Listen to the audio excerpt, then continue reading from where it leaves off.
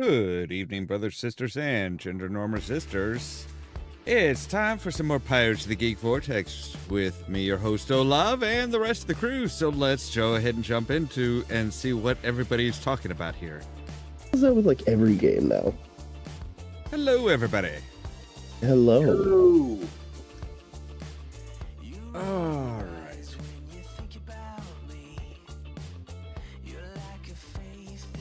That is way off. Okay. That'll probably be too small to read, but whatever. So how's everybody doing?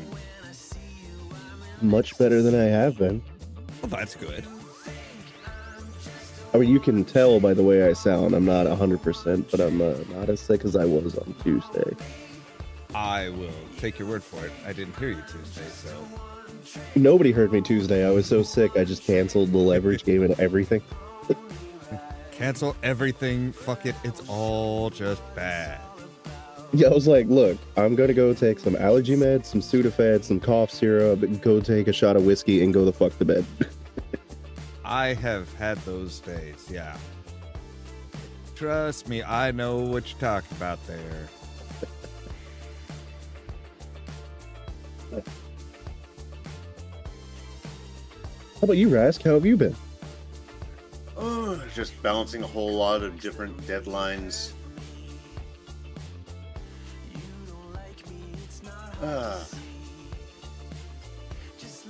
Getting some things ahead of time done, some things not.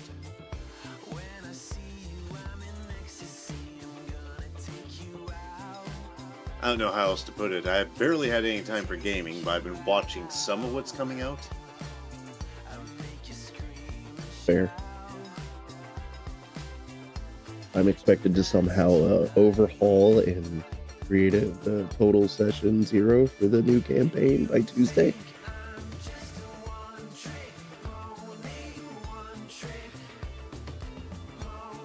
Let's get Brass sized up right. I was about to say my sound's probably all over the fucking place since I was screwing around in OBS and adding compressors and shit to my mic. Actually, no. Because it doesn't go through OBS with Discord. So. Oh, but it does. It does? I've set mine up to go routed through my OBS, hit all the filters, compressors, and then go straight back to Discord. My cam's going through OBS too. Ah, okay.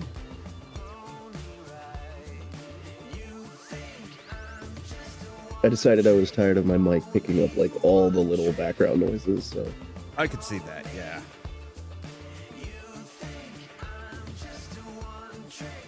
Okay, there we go. Now we've got everything set up. Now I can transition over and boom, hey, we've got everybody. Huzzah! The fun time that's one of those. Yeah, I almost ran out of time. I almost had, like, I think it was like about 9:11 or 9:12 when I was actually like I'm like, okay, I need to make some cigarettes, grab my drink, and get ready to go. But we're here. We're here. I made it on time. Oh, yeah, I was trying to figure out how I wanted to make an Oblivion portal in Blender. It's a bitch, ain't it? Not as much as you would think. There's one style that works best for trying to do something like that, and it's using what they call a sub-D workflow. Okay. So you take a cube, you subdivide it about 3 times, and then you start extruding and moving it out, very basically blocking it out, and the sub-D will curve everything around.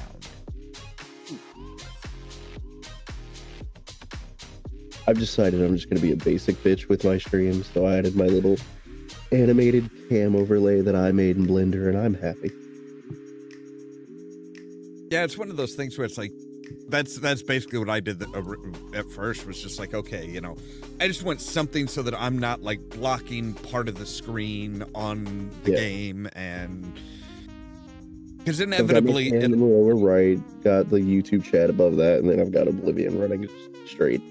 Yeah, because, yeah, it's like inevitably something will be like, oh, hey, so you actually need this, we actually use this part of the screen for this and this part of the screen for that. And, oh, hey, if you have your face covering this part of the screen, nobody's going to see this bit of information. It's like, but I want that information. That's kind of important information. Right. That's what was annoying me about Blueprints, was that I was like, okay, I can put it up in the upper left and it'll be fine. And it's like, nope. Every important notification, like, hey, a room has been unlocked or you gained, is all in the upper left. It's like, okay, we'll do it in the upper right. Nope, that's where all your gems and keys are. Well, what about the lower left? No, that's where your important items pop. You know what? Fuck you. That's why I Whose idea was it to use all four corners of the game? That's why I made my overlay with, okay, here's like the main screen for the game, here's a small little screen for me, here's something for the chat, and yeah, then just fill in all the blank spots with random stuff.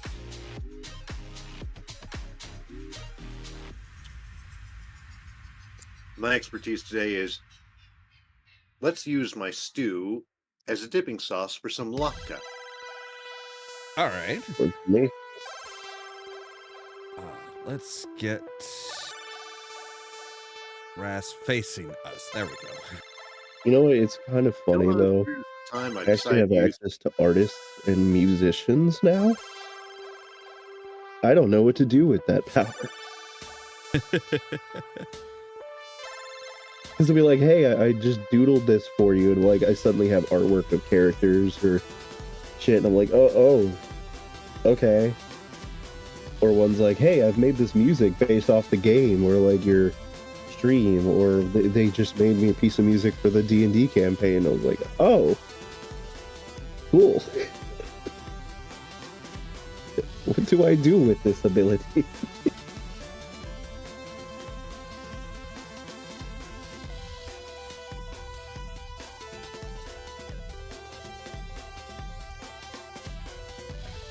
By the way, eventually I'm going to call on you because I'm going to need an intervention.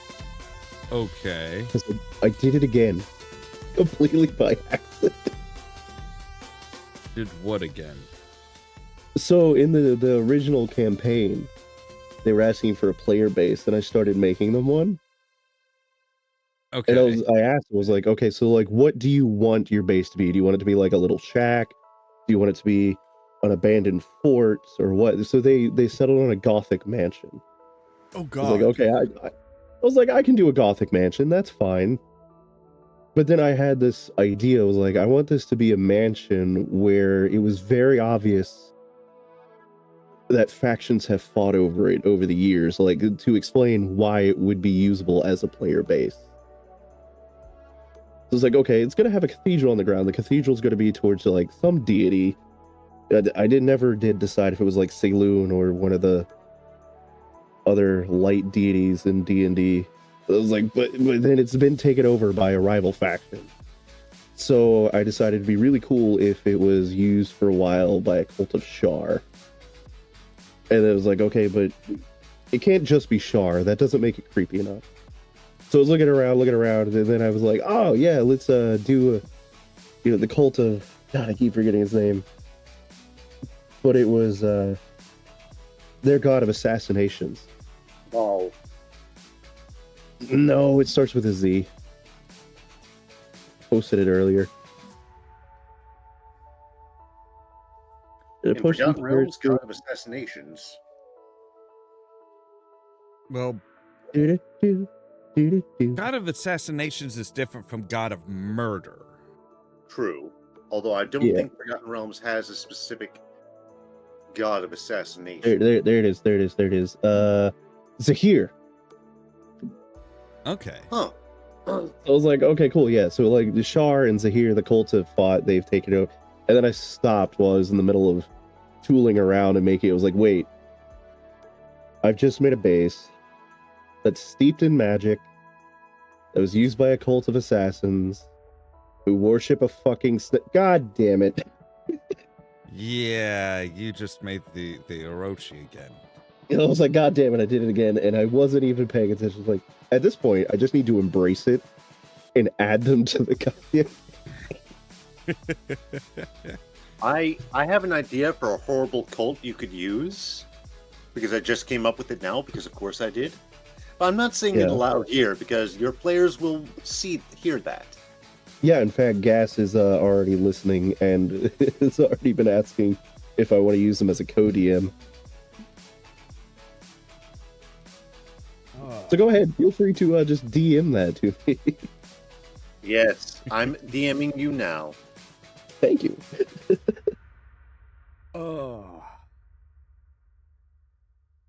And full props to Rasclin again, because the campaign we're running is actually the story that he and I hammered out.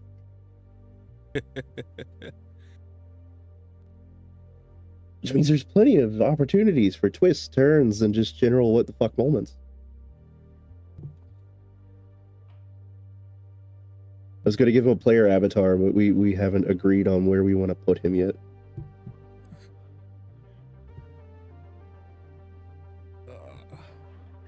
Yeah, today has been just all around an interesting day. It's just like, okay, about the time that I was getting ready to take a nap in the afternoon, the people that mow my neighbor's yard decided to come over. And they have this big honking loud ass riding lawnmower, and basically it goes right past my window several times. I'm just like, all right, that's okay. So I'm looking at yeah, I'm gonna have to push my nap back by a nap out of nap.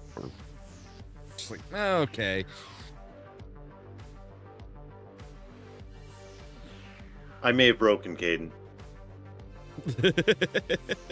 No, you didn't break me, because I'm sitting here looking at this concept. I'm like, it's definitely interesting. I could definitely do it. But I have to figure out the flow. Like, what mindset do I want to be in order to... And it can go so many different directions, not necessarily what they want it to. And if I may, Good, right. an evil laugh. One evil laugh?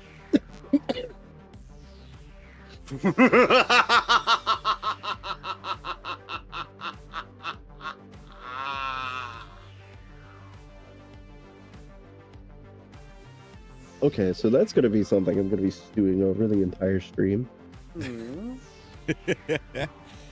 Which is fine, because that does distract me from the fucking imagery that I saw of the fire crotch as the Pope. The fire... Oh, yes. Yeah. One of our great moves. Yeah. By the way, I'm laughing at the new Pope.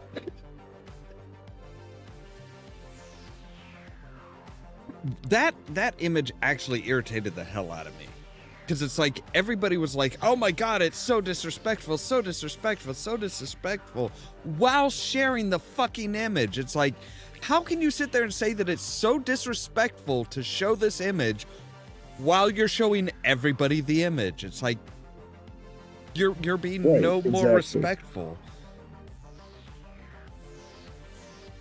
Like, a profane icon needs to just be hidden. You can describe it all you like. Just hide it away. Yeah, exactly. It's like, just... And there's your visual imagery, Caden. It's an old D&D monster from the Libri Morti, but I have a feeling you don't care about its original stats. If you get me horny during this stream, I'm not forgiving you. If I what? I said, if you get me horny during this stream, I am not forgiving you. I don't think anybody will forgive him. It's true. Olive humping a pillow, notwithstanding. It's like, what? Huh? Olive, what do you say to your adoring fan base? Fascinating. Do I have the original book that thing is from? Of course I do. I was talking about Olive's response to your question. Oh, well, yes.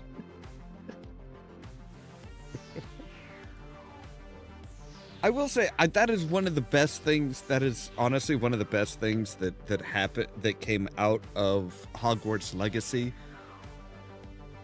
What? Is people actually now kind of understand, the people that paid attention to names and how they're pronounced in that game actually taught people how to pronounce my channel's name. See, I was just assumed it was a Dutch name. No, it's actually It's actually old Celtic, old Scottish. Okay. Scots-Gaelic, all right. And Celtic is notoriously fucking hard to pronounce. Yeah, and AMH is pronounced as basically an AV type sound. So a lot of people say it's Olam or Olav. It's like, no, it's Olav with a V. And there's one character's name in that game that has the same type lettering, and they pronounce it correctly. It's like, yes, see there, that's how to pronounce it. And I don't know, I tried learning Scots-Gaelic back in high school. I basically couldn't get beyond Kiambardahahu, because a TH can either be an H sound or silent in Scots-Gaelic. And I'm sure some native speaker of Gaelic or Gaelic is going to call up any minute now and correct me. I'm Welsh, so I don't care. In my ancestral tongue, 2 D's is a TH sound. Sort of.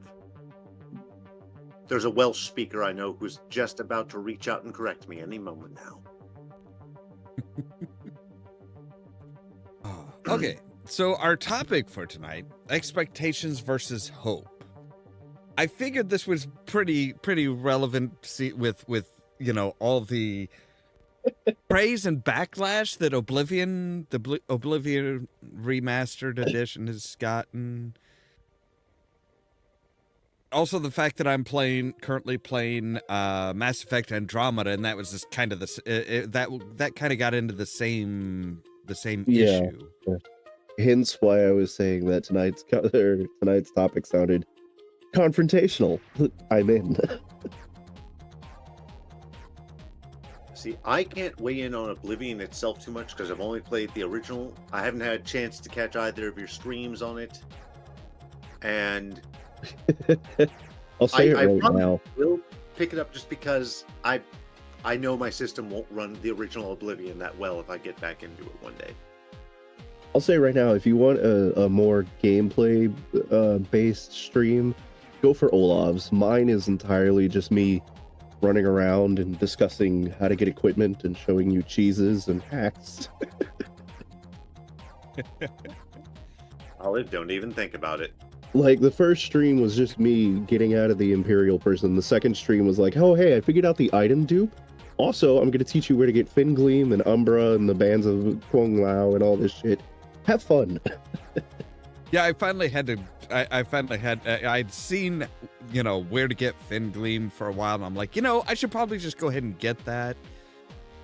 Yeah, well, because the joke with the first stream was, I was like, do I want to play a Khajiit or an Argonian? I was like, I almost always go with Argonian just for the water breathing, because it makes sneak a hell of a lot easier. And I was like, yeah, I mean, Khajiit has night vision, but the Argonian is the objectively better. And I was like, wait, with Fingleam, I can just ask, ¿Por qué no lo estás? Exactly. Yeah, that was my thing. I'm like, okay, pop it on. I'm like, okay, cool. Because I'm like diving down, search around, pop, I finally just had to make a quick save right before I dove down, just because it's like, by the time you get down there, you're almost out of breath. So it's like, well, fuck. Yeah, exactly. I felt like such a dick because what I did is, before I did anything on the streams, I created another game specifically to test out all the cheeses, get all this shit, so that way I don't have to ruin my progress in the first one. And so, like, the first time I got Fingleam on that profile, I dove straight in, found it right off, went right back up. So it's like, okay, cool, I can do this on stream. got on stream. It took me 20 minutes to find the fucking thing. Mm-hmm. And yeah, you were just in my head the entire time, like, no, go live so they can't skip to the good part.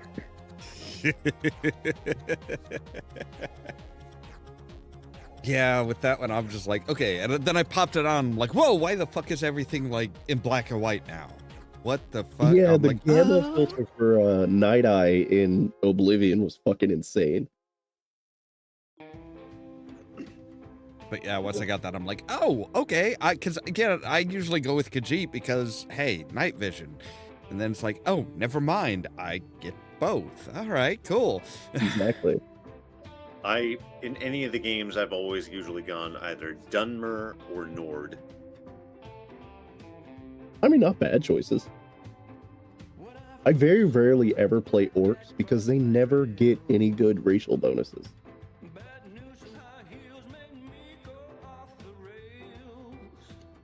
I don't think I've ever tried playing an orc. I just went with one that has like good bow, good marksmanship, and good sneak. Did you create a custom class?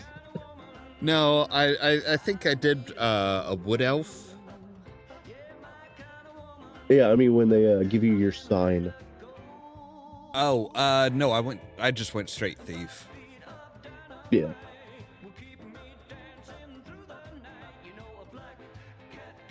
Oh.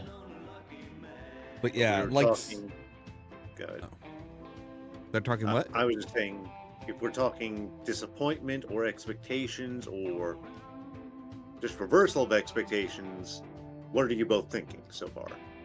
I think the general gist of the topic was more of like, what did we expect versus what did we get? Well, yeah, I mean, there are a lot of people that are disappointed with Oblivion because it's just a remaster. It's like but that was what it was promoted as. That's what it was posted as. Right. It's a remaster. A remaster is, kind of like with music. You're taking the original recordings and remastering them for better quality. You're not having the artists in and re-recording everything and, changing it that way. You're just remastering it. You're just making it sound better, maybe a little bit different, but you're not changing it fundamentally. See, from what little I heard when I heard remastering, I was thinking the audio is going to be exactly the same. Uh-huh. I would expect a lot of graphical upgrades and maybe some graphical features added, but nothing really groundbreaking. Gameplay, I would have thought a feature around mounting or something would be interesting, but other than that, I wouldn't expect that necessarily, but it would be a nice bonus or something. I mean, there was one or two things they changed as far as mechanics, but it was nothing that really impacted a lot. Yeah, it's like, for example, they added clairvoyance to Oblivion, which wasn't there originally. Yeah. So now you can, in theory, if you're in a dungeon, it will show you the way out. I have had a few times where it has basically pointed me right to a flat wall, and it's like, or go if here. it's I'm like a DLC quest. It's like, oh, clairvoyance couldn't find a way. Yeah. I've had that pop up a few times, but that was because I didn't have a quest marked, so it didn't have it didn't have an end point to point to. But yeah, it's like, oh, hey, go here. And it's like, that's a wall, you fucking idiot. They also actually added headshot damage. So instead of your bow just doing static damage, you're actually encouraged to go for headshots now. Unfortunately, because of my luck and the type of person I am, I just go for dick shots. That's the wrong head. Look, the goblin jumped at me. I was in sneak. I just let the arrow fly. It happened to hit him in the dick and kill him. I'll take what I can get. If you don't believe me, it's on the first stream. You can go check. There was one that, I was in a cavern with some goblins. I'm like, I shoot one, and he just, crumples down. he's basically, he was balancing, so he was like sitting on the ground, and his body crumpled forward, so his face was in his groin, and because he wasn't on a flat piece of ground, he's just kind of doing this. I'm like, dude, this is not the time. You just happened to find his kink. Apparently. I'm just like, this feels like it should not be on YouTube, but then again, it feels like it's perfect for YouTube. Actually, it was very surreal that I did my Oblivion stream, and then I met Wes Johnson. That's just an interesting feel right there, because I'm like, hey, I'm currently streaming, and he just gave me this look. I was like, oh, fuck. Okay, I'm gonna just, And then it wasn't disapproval. He just, like, switched to Lucian. He's like, remember the night mother loves you. I was like, oh, fuck, now it's been blessed. Now I have to do it. Also, I forgot to mention the third guy, because it turns out Mike blends in so well to a crowd. Nobody knew he was there for the panel. Oh, jeez. It's the guy who voices Gob from Fallout 3. And, like, he was just sitting there in his little hat, and he's on his scooter, and he's at the table with him, and everyone's just like, oh, are you, like, getting autographs or something, sir? And he's like, no, I'm the third guest. Which, yeah, to be fair, John St. John slips into Duke Nukem like every other sentence, so, you know, kind of hard to realize who's on the panel and who's not. But yeah, it was like, there were of course, there, you know, I think it was like a day or two before they made the actual announcement and released it. There was the big leak, and you know, and this guy was like, this guy was just throwing out all kinds of bizarre, strange ass shit. Like, yeah, he was like, oh, so, you know, it's gonna have the same fighting system as like Dark Souls, and it's like, why would they do that? Why would they change all the coding? You know, at that point, you're looking at a remake, because you're changing a fundamental part of this. The jiggling fight with the Dark Souls system? Hell no. But yeah, a lot of people were expecting, like, it was suddenly going to be Skyrim and stuff, and it's like, no, it's not. They're not going to change everything like that. It's just no. You know, the only reason we got this is because everyone was complaining that we've gotten like the 700th edition of Skyrim. Yeah. It's like, if you can remaster Skyrim that easily, you could go back and at least do Oblivion. Come on. Yeah. And of course now everybody's like, oh, well, when are we going to get, you know, like Fallout 3 remake or remaster? Or the Morrowind remake. It's like, there's a point where you just have to say, no, that's just going back too far. Well, I mean, also, there's a point where you have to accept the original product was good as it was. Yeah. Like, I didn't mind the Oblivion remake because I agree, Oblivion had a good story. It had, honestly, better gameplay, in my opinion, than Skyrim. And I wanted to see what they could do when they, like, overhaul the graphics and such, do a new thing. But I don't think they changed the engine. I think they just updated the textures. I think that sounds right from what little I've seen. Someone showed me a Dunmer talking about... How far in the stream are we? I'm trying to avoid demonetizing us. We're good. far enough that you can say fuck. Okay. No one cares. There's a Dunmer who wants to talk to you about, hey, what's the legal penalty for necrophilia? Yeah. And just, her graphics were impressive, so... Okay, so they actually did kind of update the engine. They updated the visual engine, but not the core gameplay and physics engine.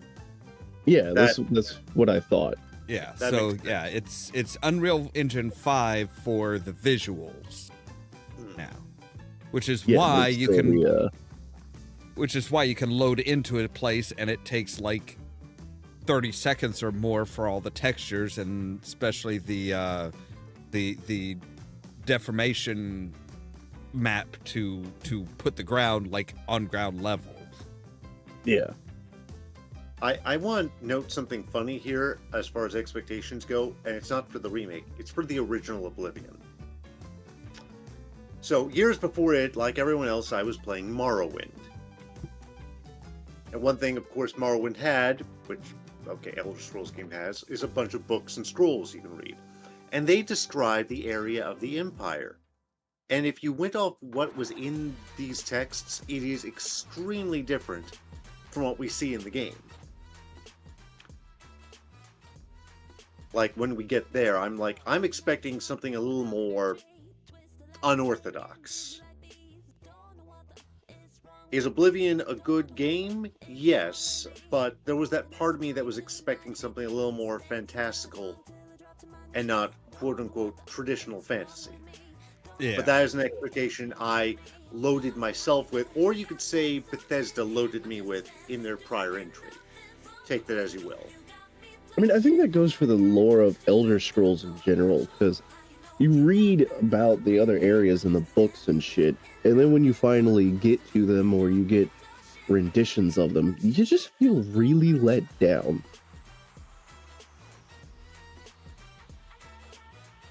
No, That's why I don't read the books. That's why I'm like, it's No, like, I mean, oh, like hey. in-game. Yeah, I mean, like, I've run into, oh, hey, Guide to Breville several times, and I'm like, nah, I don't want to read about how it was supposed to look. I mean, the Guide to Breville is actually what spoiled me on the entire Dark Brotherhood storyline. Because, like, there's just one line in it, and they're like, the statue of the lucky old lady, which shows a lady with children when no one knows the origins. Is like, really? A lady with children in Breville where the Night Mother said to be? I wonder what it could be. Yeah. I just got to that point yesterday. Where it's like, oh, okay, yeah. And of course, being the type of person I am, I'm like trying to figure out who the traitor is before we get to it. And I'm like, okay, you're very eager to kill, right? That's you're a maybe. This guy says he hasn't killed in months, so all right, he's he enjoyed it. Okay, he's out. Then the other guy that's like, oh, have you seen his body? It's like it's like a work of art. I'm like, oh, yeah, you're the type of asshole who would absolutely just like talk about this that would write shitty poetry about killing the Brotherhood of the Dark Brotherhood. Yeah, you're the one that's going to turn on us. Unfortunately, I knew the traitor the entire time because I played Skyrim first. I played Skyrim, but I don't remember anything as far as I go. So I'm like, okay, yeah, you sound like a piece of shit. Well, when you go into Skyrim, if you summon the spectral assassin from that Dark Brotherhood storyline, it is Lucian. But I didn't realize that because they never refer to him as Lucian LeChance in Skyrim. Yeah. But his most famous line is asking you, have you heard the tale of Matthew Bellamont and the great treachery of Chaden Hall? So I went and played Oblivion, and they're like, oh, there's a traitor in the Dark Brotherhood. And I was like, okay, like, you not have to get to Chaden Hall and figure out who it is. Like, if there's a motherfucker named Matthew Bellamont. Yeah. So if I could dovetail into another remaster experience. Sure. So this is a weird one. An expansion redone for WoW. Blizzard did what was called Mists of Pandaria Remix. And my gods, it was actually good. But it did that by skipping most of the grinding, even though you start a character at level 10, you get them to level 70 in like less than a week. So you could say it's grindtastic. But at the same time, it's the high notes of everything. You're blowing things up. You're hitting high numbers. You are getting to experience the game, or that expansion at its prime. And I asked myself, how are they doing this? And it was little odd things I wouldn't expect. Like, first of all, they eliminated money from the expansion completely. You could not gain it. You could not spend it. You could not lose it. Among other things. Yeah. You were not taking durability damage to your armor, on a related note to that. That's one thing that I would like to just see go away.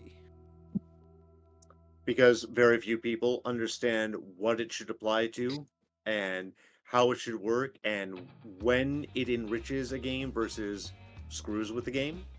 Yeah, it's the whole thing of the whole BS of like weapon damage and stuff like that. It's like, yeah, that just needs to stop. I'm sorry, that's just I would throw it away for magical weapons and armor.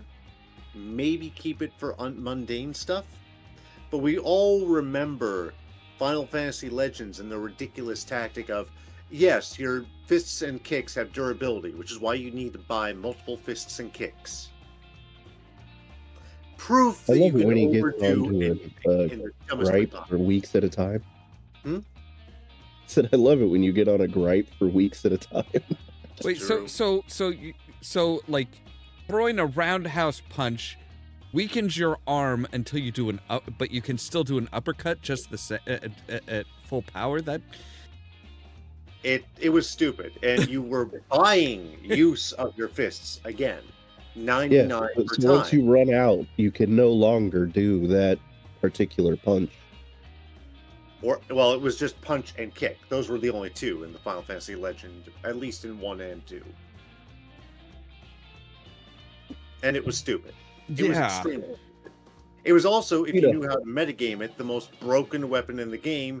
And I literally finished Final Fantasy Legend by killing the deity that created the universe. Spoilers, folks, but the game's been out 35 years. What did you do? Kick in the balls?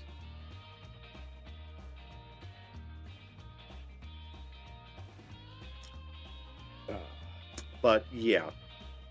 So yeah, I realized as I had started Oblivion Remastered, and then I finished up Mass Effect 3, went on to Mass Effect Andromeda, and it was just another case of one of those, yeah, a lot of people didn't know what to expect with that.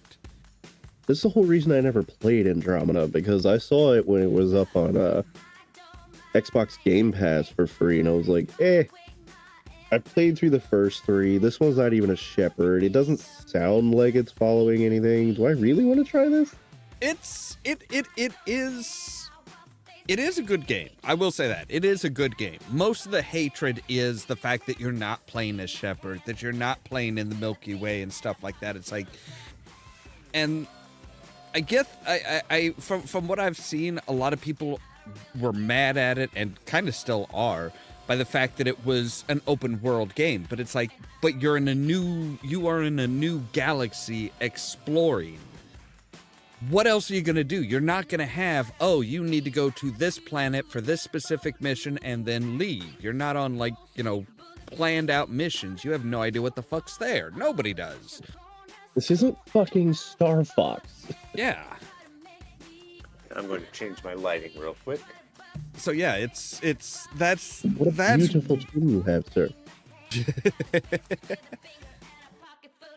But yeah, that's the big that was the big issue with it, I think, was people were expecting, like with Mass Effect 3, where it's like, hey, you're going to this system, you're going to this planet, you have a planned mission there, and boom, that's it. And it's like, you can't do that if you don't know what the fuck the planet is. Nobody's ever been there before, so yeah. Wow, that is a very bright light, sir. yeah, I've got very odd lighting mechanics in my room. Unless I go with the direct overhead, which didn't look right on the camera somehow. I gotta say, I'm enjoying the shit out of this new 4K camera that I bought. Ooh, fancy. Hey, it was cheap. It was like, it happens to stream in 4K. Okay. Although I do have to get used to how wide the frame is now. Yeah, I could see that. Well, because it used to be, if I didn't want to be part of the conversation, I could just duck out. But now, Yeah, it's like, no. There is no escaping. No, I don't know if I would ever go with anything above a full HD camera. Honestly, it's like there's really not much in the much need for it. well, like I said, you know, it was cheap. I just needed a new camera, and I was like, hey, fuck it. If it goes to 4K, it goes to 4K. If I don't like 4K, I can just always keep it in full HD. Yeah, I'm done dealing with that thing. Boring old overhead light works. Yeah, I was gonna say, yeah, this lighting works lighting works fine. Besides, it kind of suits the aesthetic, you know? Yeah. Oh, but yeah, like I said, Olive's now cowering under my desk because there were fireworks, and she's normally okay with those. they're starting early, aren't they? I mean, I don't think it's July 4th based, because we hear them at New Year's. We hear them over the slightest things now. I mean, there's Mother's Day on Sunday. That's the only holiday nearby I can think of. Yeah. Aside from Cinco de Mayo, and that was 4 days ago. I was gonna say, usually around here in Illinois, they start in June. They start like June 1st. They start setting off fireworks, and it usually goes through August. Are you sure it's not because of the new Pope? That would make some sense. I was supposed to say, like, you know, he may have been from Peru, but he was born in Chicago. Speaking of expectations, I was gonna say that, like, what are new expectations now that we have a Chicago Pope? Who, from what I read, is extremely purple. I should note that Francis loved pizza. So Leo is just going to be like, I'm making a stuffed crust in honor of Francis. You know, that really doesn't take it doesn't help the memes of gangster Pope. Like, not only are you from Chicago, you took the name Leo. Like my expectations for this man are not high. I'm an apostate, so... Well, like I said, from what I can see about him, he's very purple. He's got mostly conservative views, but he does disagree with Vance and Trump on a lot. Does have a lot of more left and liberal views. He'd be a rhino if he was still here. I mean... Yeah. It's a whole lot better than like the one candidate that they had that said that taking in refugees was akin to human trafficking. So was that Ratzinger? Okay. No, wait, you said candidate.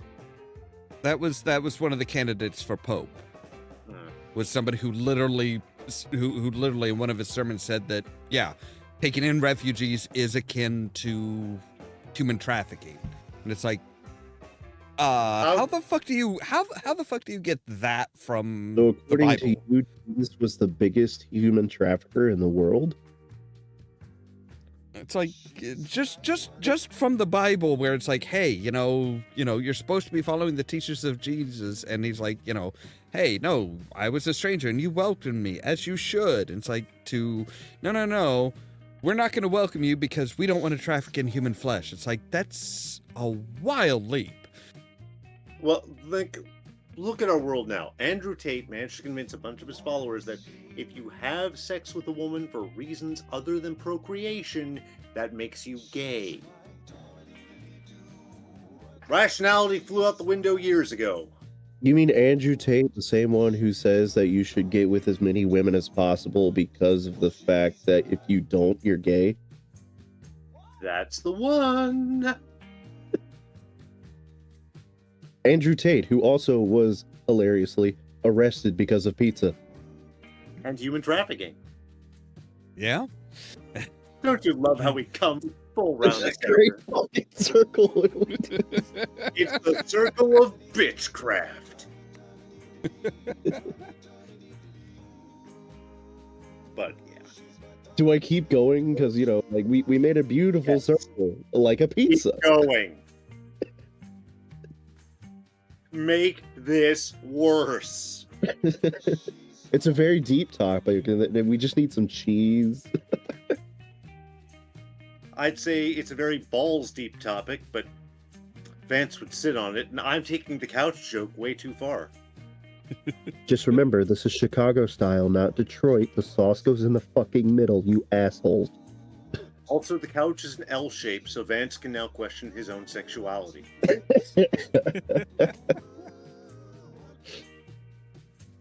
Oh. No, I love the text I got from my own goddamn mother. I was like, hey, the new Pope's from Chicago. She's like, yeah, that means Americans are now in every powerful position. I was like, what? What kind of insane thing is that to say? I mean, technically a South African has been ruling the country for a bit, so...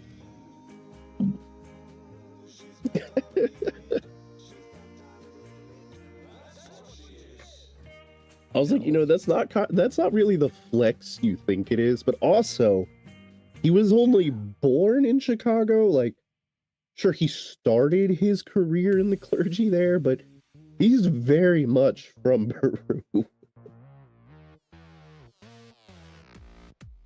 Yeah, it's like, well, that, and I love how many people are jumping on the fact that, you know, oh, well, you know, he's the first pope from America. It's like, no, actually, he's not. Because America is bigger than the United States. Yeah, that was the headline I was laughing at, because like, an American pope, and I was like, okay, and they're like, the Peruvian. I was like, I see what you did there. Okay, in all fairness, if this guy manages to full-on Francis it up, maybe even take down some predators in the Catholic Church, actually suddenly go progressive, I want him to cap it all off with one thing. He gets Flatfoot 56 to perform at the Vatican. Well, if he was gonna go progressive, he'd have to change a lot of his views, because he does disagree heavily with the LGBTQ community. I thought he took Francis's view, where it was basically, so just keep coming into confession, and yep, you're fine. Yes and no. Great, but it's not insane. It's not as bad as it was. From what I was reading last night, and it's fuzzy because again I was on a lot of drugs last night.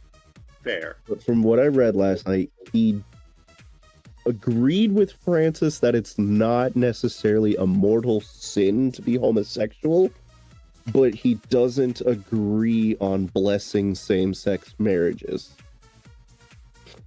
So he's not as progressive as Francis was. No, but he was one of Francis's favorites, because Francis himself was like giving him promotions out the ass. Well, maybe it's a good sign later. We'll see. And we know he does not want women priests. Yeah, no, he does not want any women in the diocese. How do you pronounce half these words? I swear to God. Wait till you get to the hypostasis in the Council of Nicaea, or is it Nicaea? But why aren't you Catholic? Because I don't like words. Why aren't I Catholic? Because I was an altar boy. I mean, it's still a running gag in my life that I do not know a, like, currently practicing Catholic. Hi, Frog. Nearly every practicing Catholic I know has basically, like myself, said, fuck it, where are my ancestral gods? I mean, the hilarious part is that my family just got asked this week or was expressed this week by an Irishman who my sister is currently dating. But he's like, yeah, I thought you guys were going to not like me and not accept me because I was formerly Catholic. And I was like, buddy boy, two things. One, I've never met a current Catholic. Two, you're Irish. There was really only one of two ways this was going to go.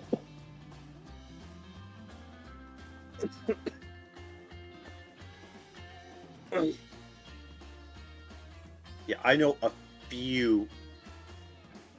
You know, off the top of my head, I can only think of 3 practicing Catholics that I'm currently talking to. And the rest have either gone off deep end, really deep end, and so it's like, nope, we're not talking anymore. Or they did what I did and just went, hello, old gods. Hey, I'm just glad that you're such a good sport for me making fun of you for both Catholicism and veganism. It's a funny thing. I have a friend who he hunts. And when he first met me, and this was back when I was pescatarian still, he thought I was going to read him the riot act. I said, no. But I kill animals. Do you eat them? Yeah. Do you make use of every part of the body? Well, damn right I do. It's like, why am I going to have a problem with you? Yeah. Like, I'm not wild that you do this, but everyone who's eating meat is part of the supply and demand chain. That's how the world works. I'm not stupid. When I was still eating meat, I realized that I'm as responsible for the death of the animal as the person who killed the animal. Right. Shit, Fred Rogers used to eat meat. Now, I won't anymore because I just want out of that whole cycle. And that I also, in general, even if we came up with cloned meat, I don't think I would eat it for health reasons. I'm just doing so much better without. I would totally give it to Olive. Because I will still, once in a while, buy her meat because I'm human, she dog. Yeah. I'm not doing that to her. You omnivore, her obligate carnivore. The operative word there. Obligate. We could probably formulate something specifically for a dog, but we're not there. Yeah. I would love to see it. I would love to take Olive out of that cycle too, but I'm not willing to risk her life for it.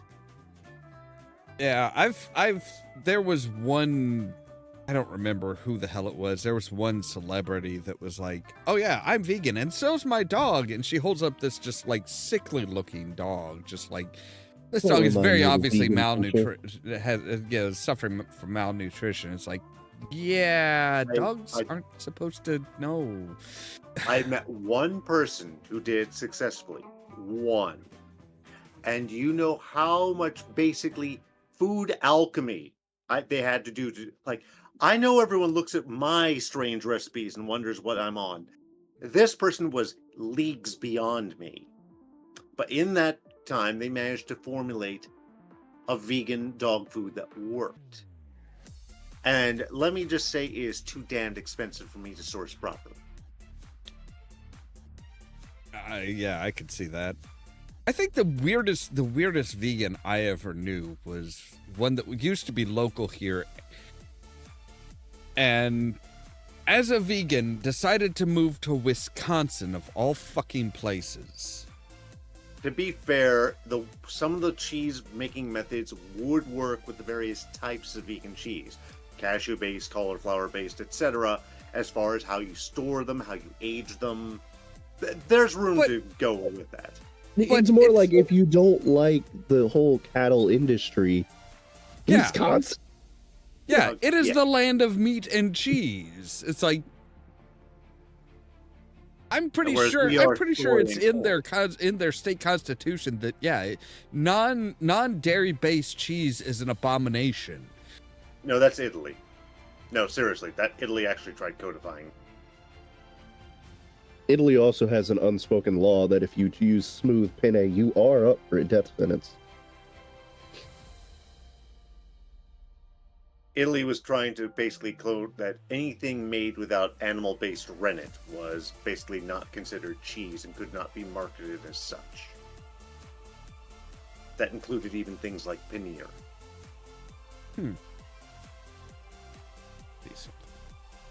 Which, granted, as a vegan, I can't don't make care the either way. I'm connection not right vegan. now, but Yeah. I do want to make the joke that veganism is basically Catholicism with extra steps.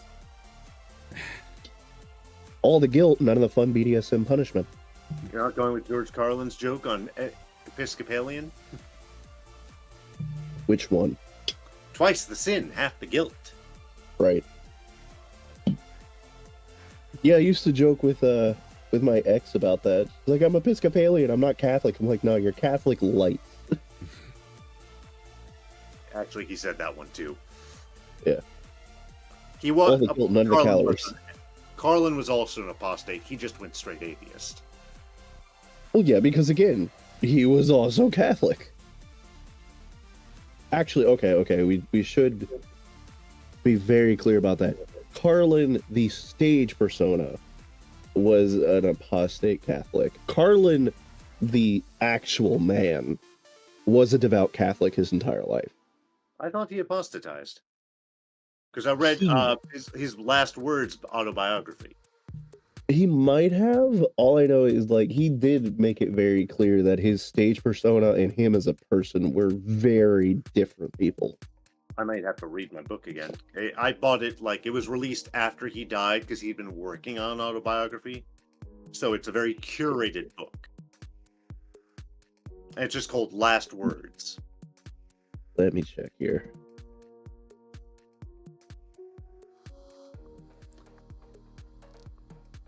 But yeah, side note, I just got back from a doctor. What do you think the doctor did find wrong with my vitamin levels? Not sure. My B12s were fine, for all of you playing at home. Now, I have deficiencies in iron and D, which means I need to up my iron and my magnesium. Because I get plenty of D-rich sources, but without magnesium, it has nothing to bond to. Even before I went vegan, I was drinking 3 gallons of skim milk a week and still had a vitamin D deficiency. You just need to get out in the sun more. No, without magnesium, it still wouldn't bond. Also, fuck the sun. Yeah, I was gonna say, it's like you're one of the few people that's like, you know, possibly more pale than I am. I've only met a couple people paler than me. And my ex-fiance long ago got me hooked on Indonesian sunscreen, which is 120 proof and broad spectrum. This shit would save a vampire.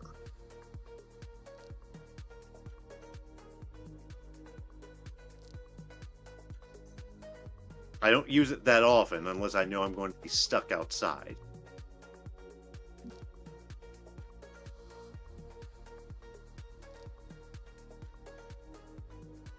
Yeah, you're reading the live stream and I don't have it even up. Oh no, I was looking at trying to find the information on Carlin. As far as I can tell, yeah, he didn't believe in God, but he did believe that there was some kind of organizing intelligence, just not something that we could understand. Weirdly enough, it sounds a little like what they call an atheistic Buddhist. Someone who believes in souls, but not deities. Yeah. I've met people who are the other way around. I've met a Christian who literally believes that the God of Abraham exists, but doesn't believe there's a heaven or hell and that we don't have souls. That's like Carl Sagan one time when he was asked about, you know, religion and science, you know, the breach between the gap between science and religion, and his comment was, you know, they asked him, you know, is there a God? And he's like, I can't answer one way or the other. We don't have enough information. We don't, you know, even at that point, it's like, we don't even know all the shit about our solar system, and you're wanting to know about the hierarchy of the universe and reality as a whole. There, you can't make a definitive claim one way or the other without evidence. So yeah, it's like I can't say that there is a God, but I can't say there isn't, because Again, I would need some kind of some kind of evidence that there isn't anything. That this is all we get.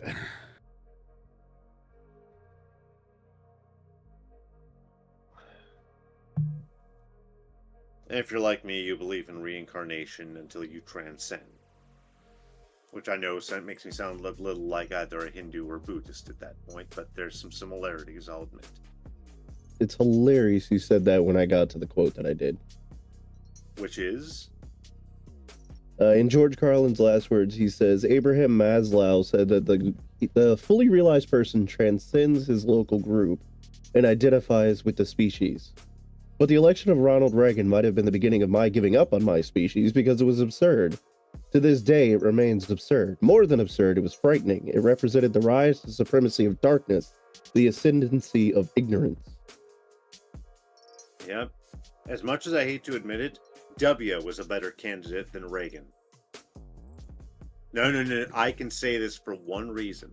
As much as a dark horse candidate that W was, he at least had a political career prior to becoming governor of Texas. Reagan, it was basically hop, skip from acting to governor of California and go on to presidency. Now, both had a military career. I'll give them that. Could you imagine? Could you imagine what Carlin would have said about Trump? I think would have hated. Let me look that up. I think he had some fucking. No, I mean about Trump. Him before. Trump being like in politics.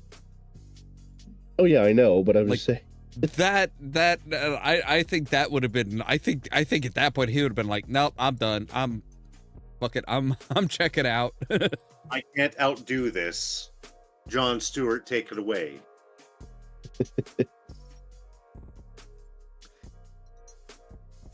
Carlin would have said, I'm about to have an aneurysm from how stupid everyone is.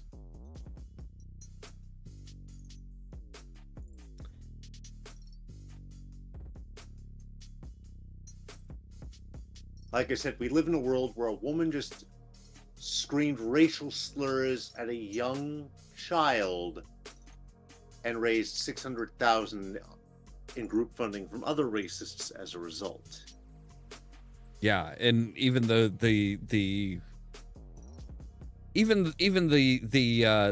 crowdfunding platform had to be like, nope, we are completely disabling all comments on this. We're just nope. They're trying to lock down. Of a quote to find from them. I think they're trying to lock down the funding in limbo too. So like that happened is gaining attention, but at the same time, she's not getting the money. The people who donated aren't immediately getting their money back. Yeah. Like Knox says here, yeah, the platform actually supports it. They are basically they are trying to be as hands off of it. They're like, hey, we don't support, we don't condone nor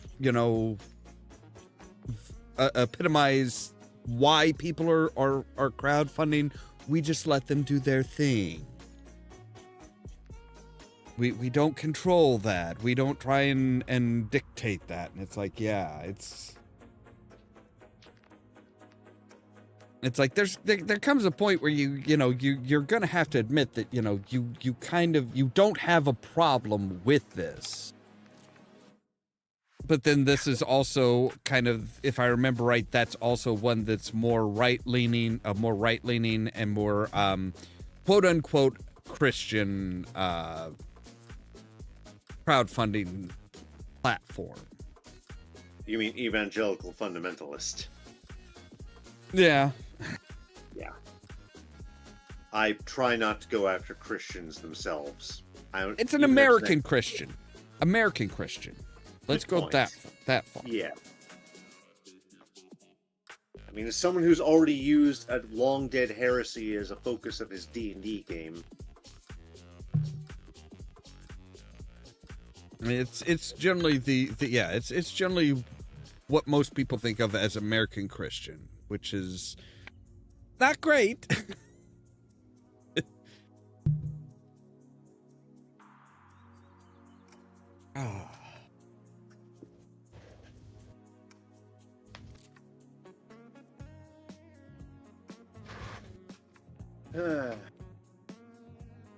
Our little world.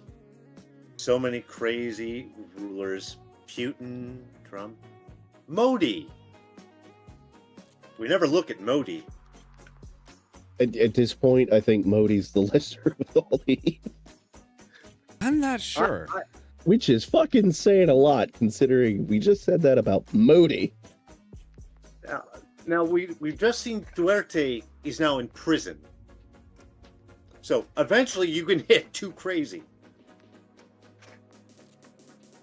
Well, ideally, you hit you hit a level of crazy where the general population is like, "Fuck no, we're done with this shit."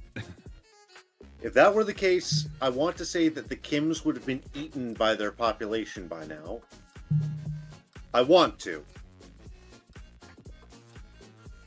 No, because they kind of took their time and like molded the people of North Korea to be like, hey, what we say is the truth.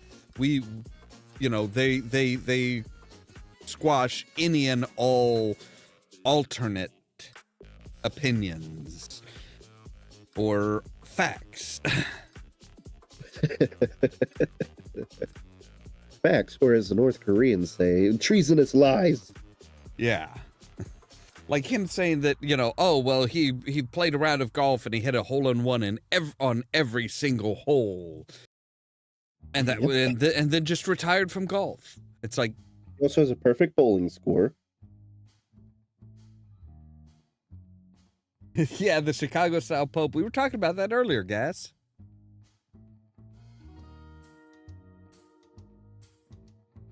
I did it. I escaped from frame. Yeah, that's only because I don't have your whole picture in there. Yeah, but now it's just a mic. Hiding behind my border. Change that. No, it's just because my chair is more comfortable when I'm leaning back. Speaking of insanity and power,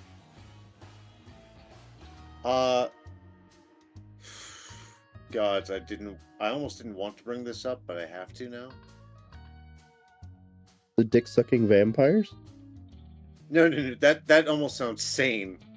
Like, I'm sorry, if you drop dick-sucking vampires in the world right now, the world would go, huh, and then go right back to its levels of insanity. I'm sorry, a dragon could pop out of the sky right now, and the whole world would be like, hey, you're old. Okay. With the advent of the big titty goth GF and the return of cyber goth, the dick-sucking vampires is just the next logical step. I mean, so, did they ever really go away? No, we mean the actual dick-sucking vampires, not just the ones that pretend to be vampires. I was going to say, Lestat has always been very, very popular. So, the mayor of Stockholm received an order from Trump, because Trump actually sent them a letter, demanding they stop all DEI initiatives. Yeah. It wasn't it wasn't from Trump. It was from the embassy, and it was because Trump's order was so poorly written. It was, hey, anybody you do business with, you have to send them this type of notification. Which got brought up about a month ago in France because French companies were doing their thing. Yeah. And the U.S. was trying to impose U.S. values on this. I'm going to file this back to when Australia tried to impose its values on the internet. Yeah. You remember that? Like Yahtzee from Zero Punctuation could not stop giving them shit. Also, he was complaining about the prices of video games down there, which he called the having the nicest beaches tax, I believe.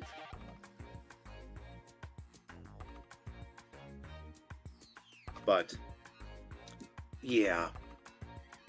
I was laughing at the fact that recently it was shown that they're still using AI to enforce their DEI policy. So when they plugged it in, They just erased records of the Enola Gay because it has the word gay in it.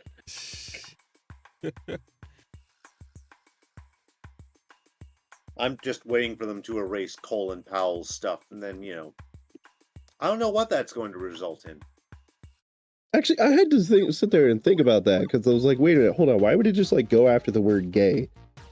I was like, oh, they had to have used AI, but then that just means whoever's programming that shit is very poorly programming it. See, I don't think they're even using AI, honestly. I think they're just literally just doing a, search and delete.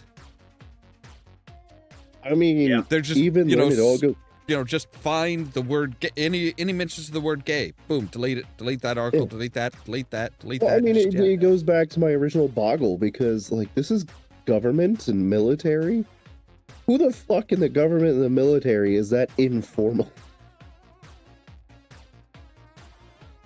Well, you have to remember, you have to remember the old man that's in charge. He is a product of his time. He is the worst product of his time, but he's the product of his time. And well, they were just the gays. Is this because neither of them served in the military, so they don't know that the accepted term is homosexual? Well, it is now. Even if they had been in the military, when they would have been in the military, it was not, oh, they're homosexuals. No, it's they're the gays. Well, no. You have to remember how old he is. Been very tight-laced about that. It has always been homosexual. You were never gay. You were homosexual. Unless you were in the Navy, and then you were a friend of Dorothy, and that leads us into a whole fucking...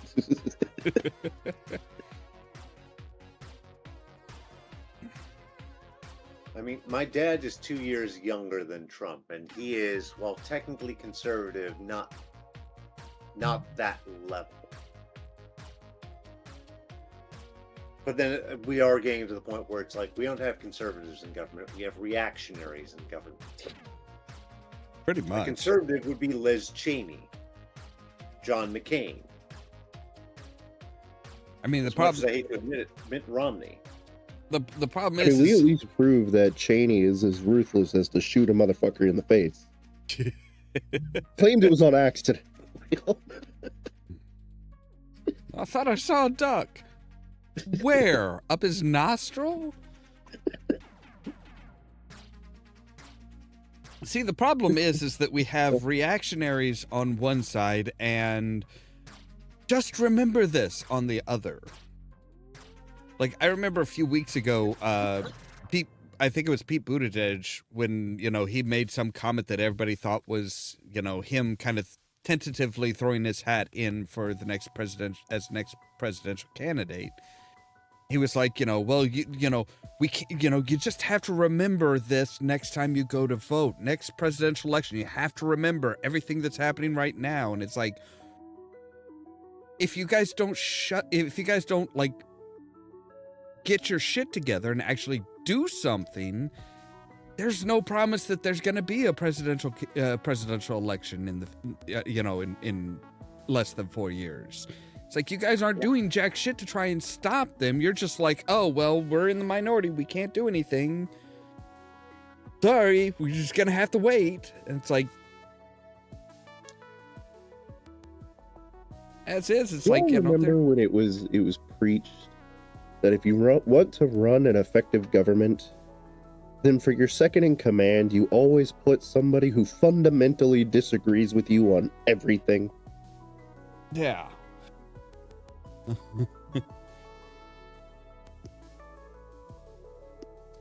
I mean, it makes sense. If you can get them on your side, then yeah, you're good to go. Exactly. You need somebody who will look at your argument, be like, let me tell you why that's horseshit. Here's my argument, and then you come to a compromise. You either come to a compromise, or what the complaints are going to be, so you can get a jump on dealing with those before the announcement. This is reminding me of something. there was a show called Newsnight or something. It starred the guy who played Benson. It was in the late 80s, early 90s. But there was an episode where Benson's character is talking to an underling who had just basically gone full yes man on him and didn't caution him about a problem he saw. And he says, look, someone told me when I was young, if you are an idiot, surround yourself with smart people. But if you're a smart person, surround yourself with smart people who aren't afraid to disagree with you. He looks at this underling and says, I like to think I'm a smart person. I know you are a smart person. I need you to call me out when I'm full of shit. That's why Love and I now I don't want to know what that show was. We call each other out on our shit all the time.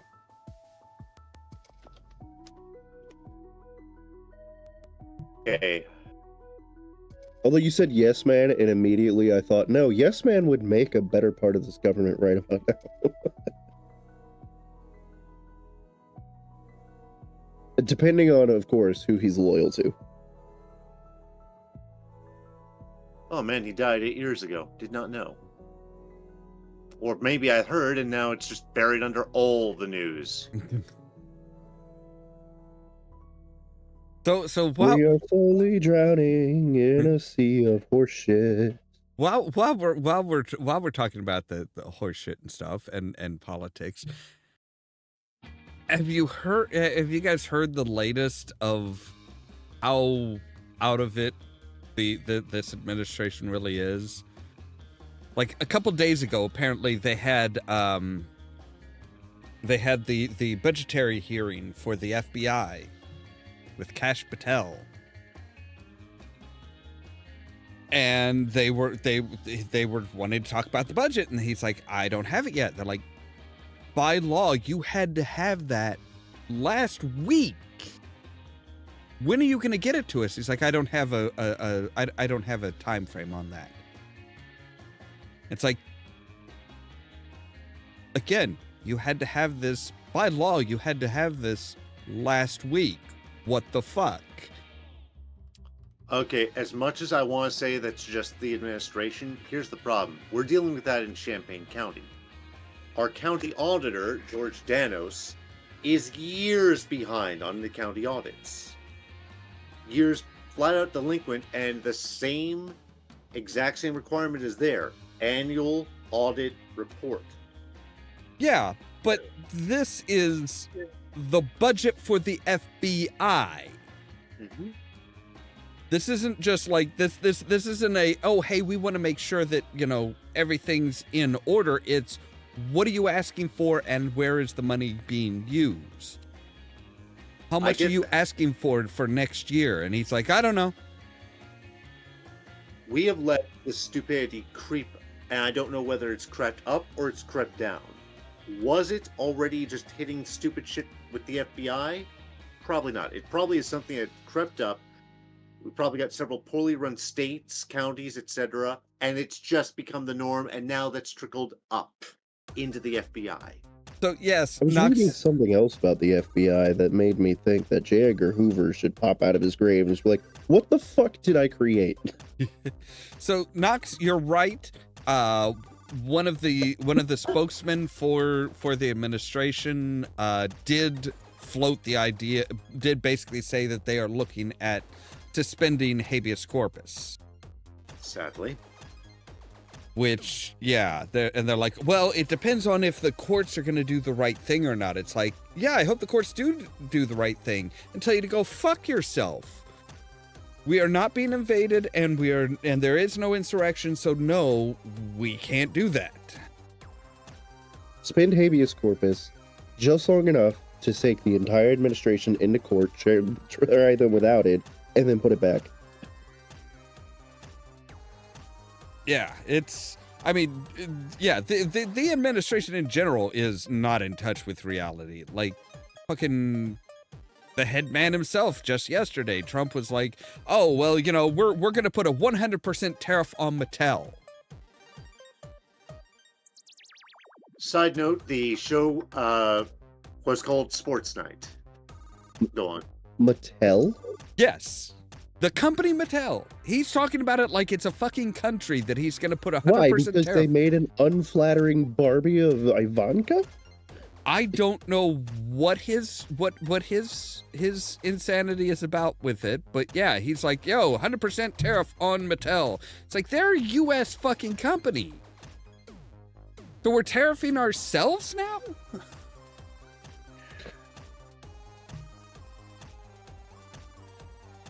And I think it was just... amendment there for a reason, and Vance doesn't have the balls to do it. Because he is unfit. Well, see, that's the thing, Nux. He didn't say, you know, just the stuff that comes in from... No, it was just 100% tariff on Mattel. That's not something that's legal to do. Yeah. At all. And Obama gave a speech not long ago saying, imagine if I had done any of this. And any imagining of that ends in a noose. We know what would have happened. Yeah. Meanwhile, W is over there is like, you know what? I'm going back to my painting. Fuck this.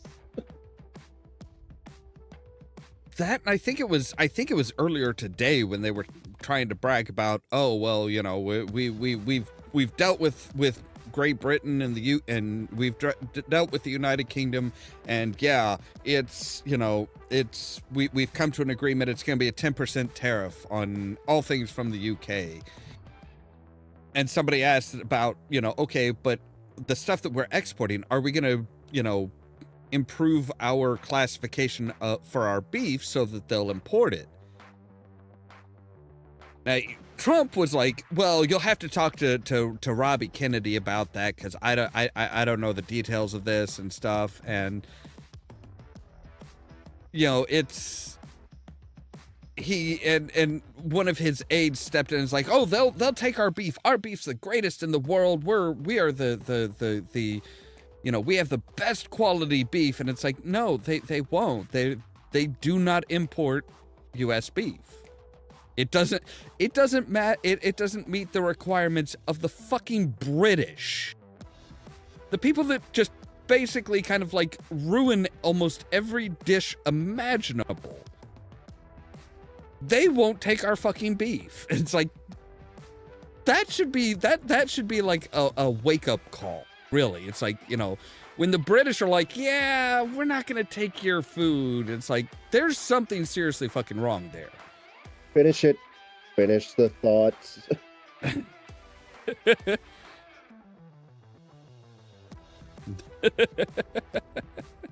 I say we take a page out of France's book. Guillotines for everyone. Admittedly, you get $2 instead of 30 did have a let them eat cake ring to it. It did. Quick historical note, Marie Antoinette is who that is attributed to, but it is historically now thought that wasn't actually her saying it, because she could barely speak French to begin with. Also, it wasn't in context. If I remember right, it wasn't cake either. Cake was a slang in this instance for basically the absolute worst bread you could find. Yeah. So it was basically the equivalent of saying, I can't afford good bread, and it's like, well, eat the crap you found out of a dumpster that still hadn't been torn open yet. But again, it probably wasn't her, because she wouldn't have known what to say to begin with. It was like the way George III didn't really speak English, because England would import a king, just not American beef. That is the biggest stretch I could go for a joke. You march on Washington, D.C. wearing Luigi costumes. Now Still waiting for a guy named Mario to finish that joke. Oh gods, I've got the worst idea now. Luigi's Haunted White House. The trick is he makes the ghosts himself. I'll be here all night. I feel like if we tried hard enough, we can make a Mario Luigi joke with Mar-a-Lago, but I'm too lazy right now. I mean, it's pretty simply, it's a here, Mar-a-Lago. There you go. When we discover all of the hidden shit, like the shit that actually comes out. I'm picturing that as like a Jeopardy answer. Now it's like, where are all the crimes committed? Where have several war crimes been planned and committed? It's a here, Mar-a-Lago.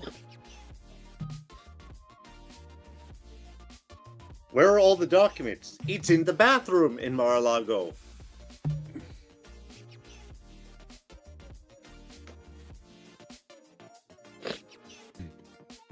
Where didn't Epstein kill himself? I remember the first shooting attempt on Trump, someone actually kept trying to blame the Democrats. It's like, no, that was one of you. That's the thing that's the thing that amazes me, is it's like, you know, with all of that stuff, it's like every time it was a MAGA person who had grown disgruntled with the shit that Trump was doing, and it's like, and now you're doing it even worse. It's like Trump's own cabinet in his last administration basically all wanted to strangle him. Yeah. It is telling that over the course of his first administration, so many of his... Okay, he surrounded himself with Grinches. Each one, they didn't grow a heart, but they grew a sense of ethics. Even Jeff's fucking Sessions. This is the man who said, good people don't smoke marijuana.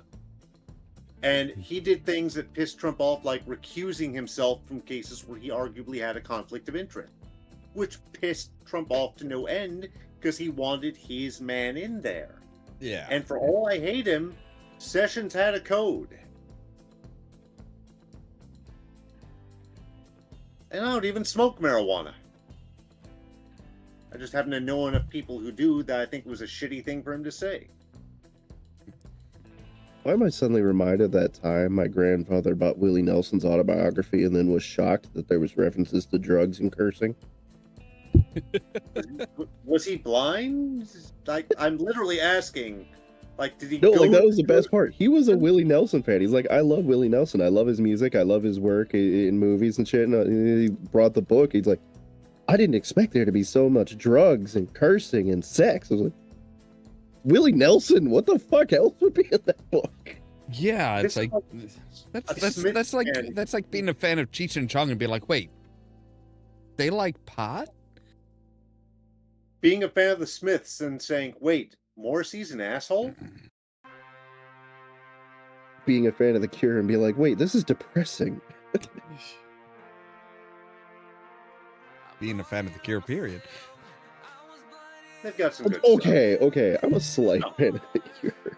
I'm not an absolute Cure fanatic. Even as a goth DJ, I'm never going to be a Cure fanatic. I'm more of a fan of Robert Smith, if I'm honest. I could see that. The man. Hey, you wanted confrontational tonight. I'll bring it. I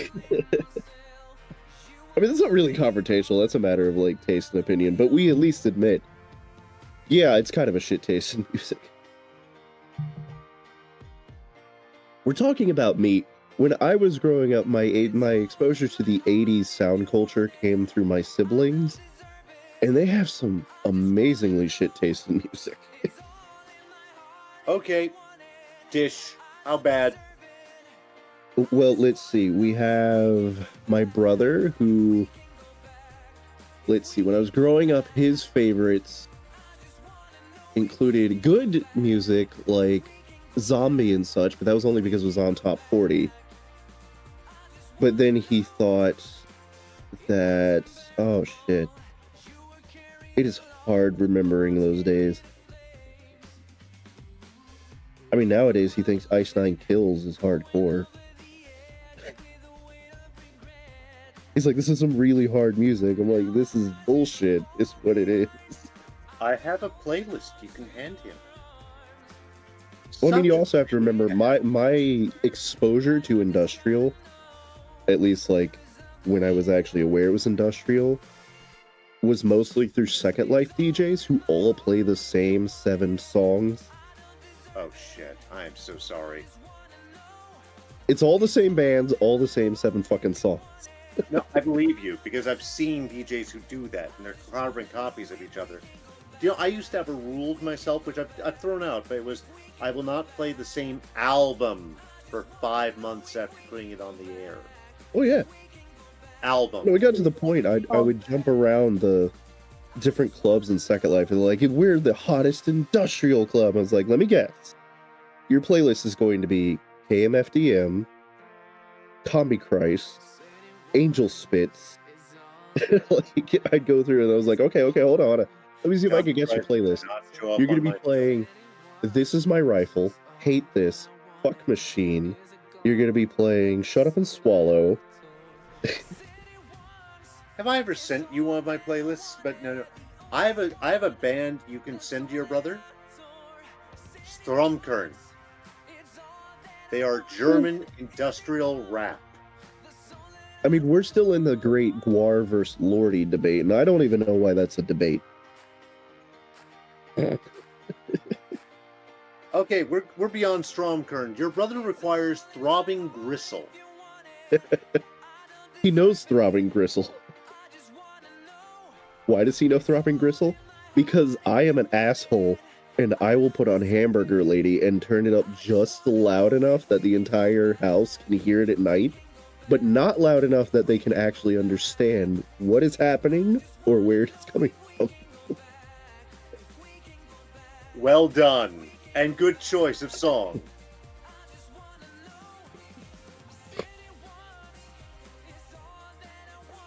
No, you don't need my really, playlist. if I wanted to fuck people, I'd turn on Revolting Cocks half the time. Yeah. I mean, I play a mix of old and new on my show. I'll go back to the 70s, no problem. Yeah. If I really wanted to annoy anyone on this show, I'd probably just stick on some Cradle of Filth and some Gilded Cunt. Honestly, that would be background noise for me. I know. But it would also be a great in-joke. What would I use? Okay, as background music, it would be Castlevania tracks. So that would be more goth classical, but it would make for great background music. I was considered a bad DJ because I told stories with my music. That's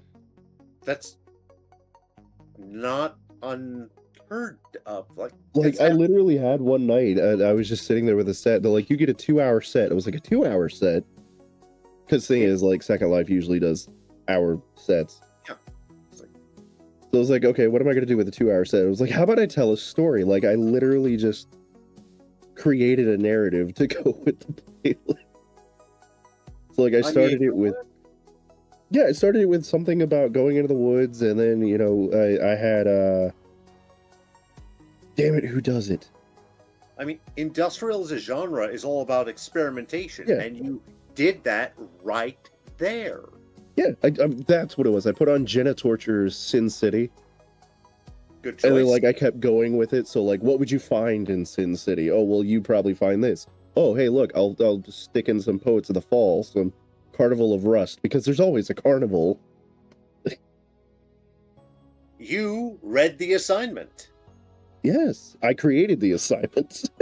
Okay, that too. And then later on, I got the reputation that I would always have a theme. I was like, no, I could play a standard playlist. Fuck you, it has to have a theme. If it's sex, it's all going to be songs about sex. If you give me darkness, everything will either be about darkness, or it will include the word darkness. It's not how I do my sets, but I approve.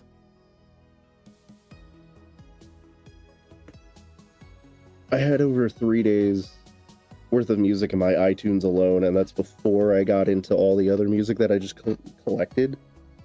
I was like, I have over 12 months of music that I could just put on a playlist, and it's still growing. I need fucking definitions here, guys. Right. all I have to ask you, as someone who is, you haven't DJ'd, but you've been to a lot of goth nights, what are the worst offenders of bad and or overplayed in your mind? I can If you don't remember correct exact that. titles, don't He worry. has I can DJ'd. it from your description.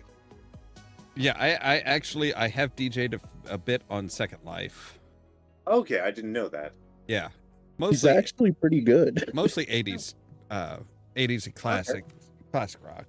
But yeah, overplayed. Oh God, 9 Inch Nails Closer. God, everybody plays Closer. Yeah, there's like I swear people think that KMFDM only has like 1 or 2 songs. Can't remember the names, but they like, yeah, it's like you play 1 of 2 songs from them. That's all people do. Well, people love to play KMFDM's version of These Boots Are Made for Walking. I've got the single for that. Yeah. I fucking hate that. There were 2 spin-offs, of course. There was MDFMK and Slick Idiot. I mean, I like their version of These Boots Are Made for Walking, but it's one of those things where it's like for a good while there, it was just you'd hear it every goth night. Like, I still love it. It's on my phone right now. It's just, once you hear it so many times, you don't want to hear it for a good long while. I get that. And I try not to play it too often myself. Actually, come to think of it, most songs that were mostly overplayed are still on my phone just because they stick in my head. Some days you just need to get something weird out there, like Transylvania by Malice Miser. No one's expecting the Japanese band, but I put them on anyway. You just like docked in the middle of everything? Speaking of music, I would do it on my 80s nights.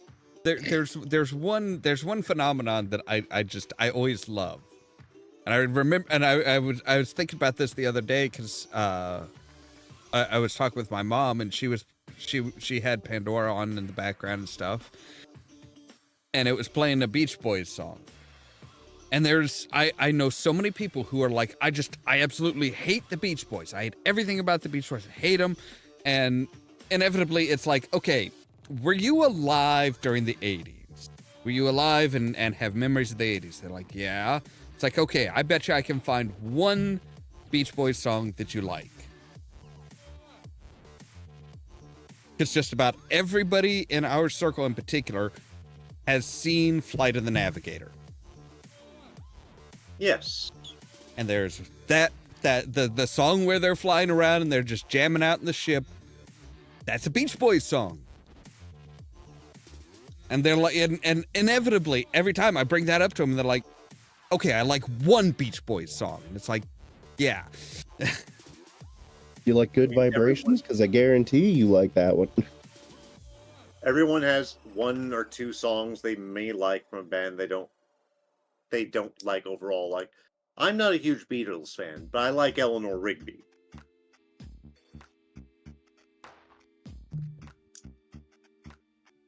See, that and Maxwell Silverhammer.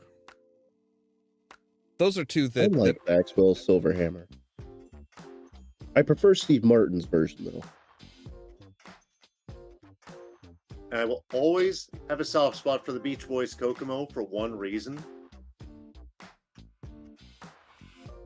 And that is? Back in the 90s, someone did a cover of it for Dragon Magazine, but they replaced all the lyrics and made it Ravenloft based.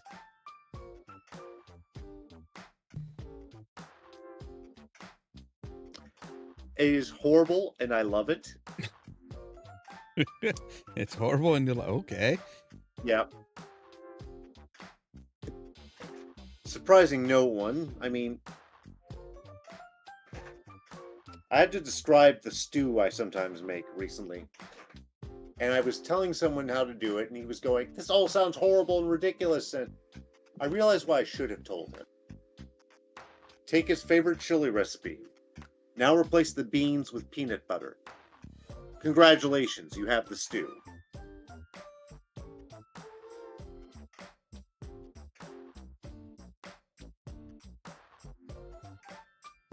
Now, as far as Wow, we've gone off topic. yeah, we have, but hey, that's what happens usually. I would say, as far as Second Life, the one song that I have come to hate is I think it's called Bilingual. You fucking me makes me bilingual. Yes. Oh my fucking god.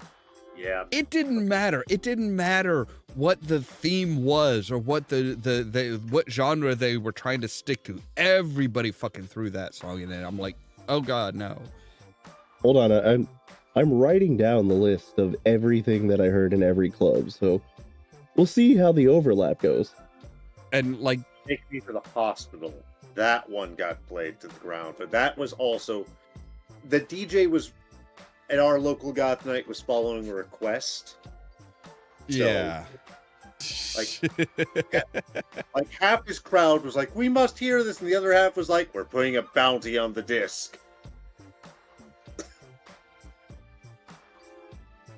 Like I would get requests for that song when I would DJ on Second Life, and I'm just like, no.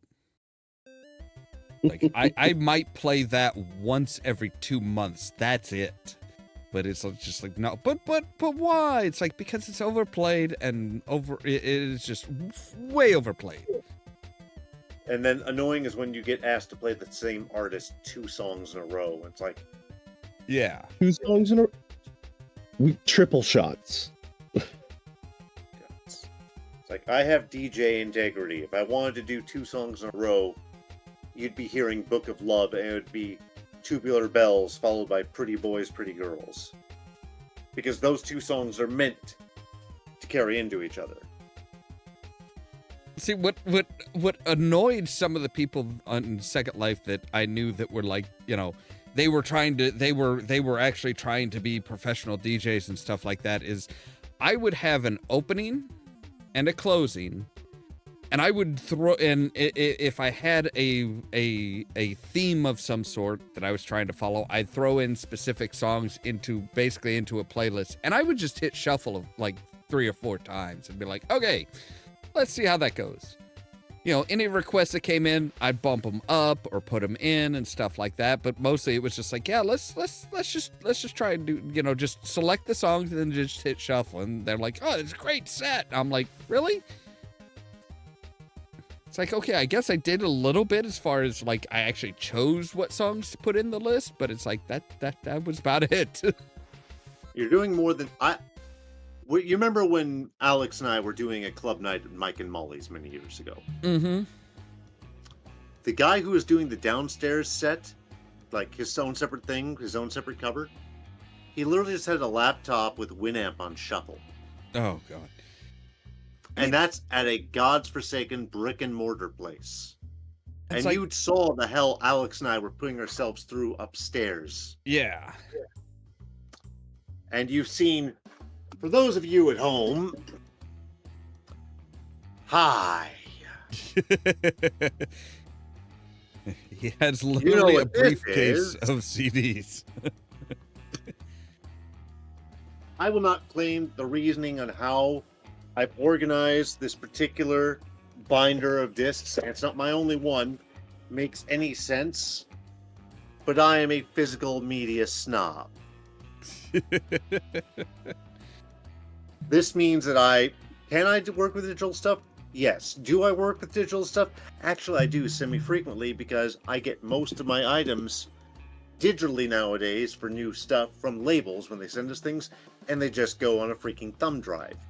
But I insert that thumb drive into a CD player that has a USB, and I just mix it like I would any CD. Makes sense. Right. And I'm doing that with a panel. I'm raising and lowering. Very rarely will I have a song where I just let it come to an abrupt end and then instantly start the next one. But there are transitions like that can work depending on what the 2 songs are. Sometimes, if I'm not on radio and I'm in a club, I will loop in a song and gradually bring another loop in and exit the loop on the first song that I've got coming in and do that. And for those of you who don't know how to loop a song, I can teach you easily. Come on down to WEFT. Seriously, I took people in who I ran into that night, put them on the air, said, "You're in the hot seat. I have an indecency waiver. Don't worry. You can say fuck all you want into the hot mic." Artistic merit. That's all I require. Seriously, you should come on the air. We don't have to do it with the hot mic, but because you've already DJ'd. Well, kind of, sort of. We've dabbled. Yeah. You can dabble with a mixing board. No. And not only my CDs, but the CDs of the station. For our goth and industrial sections are not something to sneeze at. We've dabbled in the way of we put the aux cord in the car of drunk assholes, and we didn't care what they thought.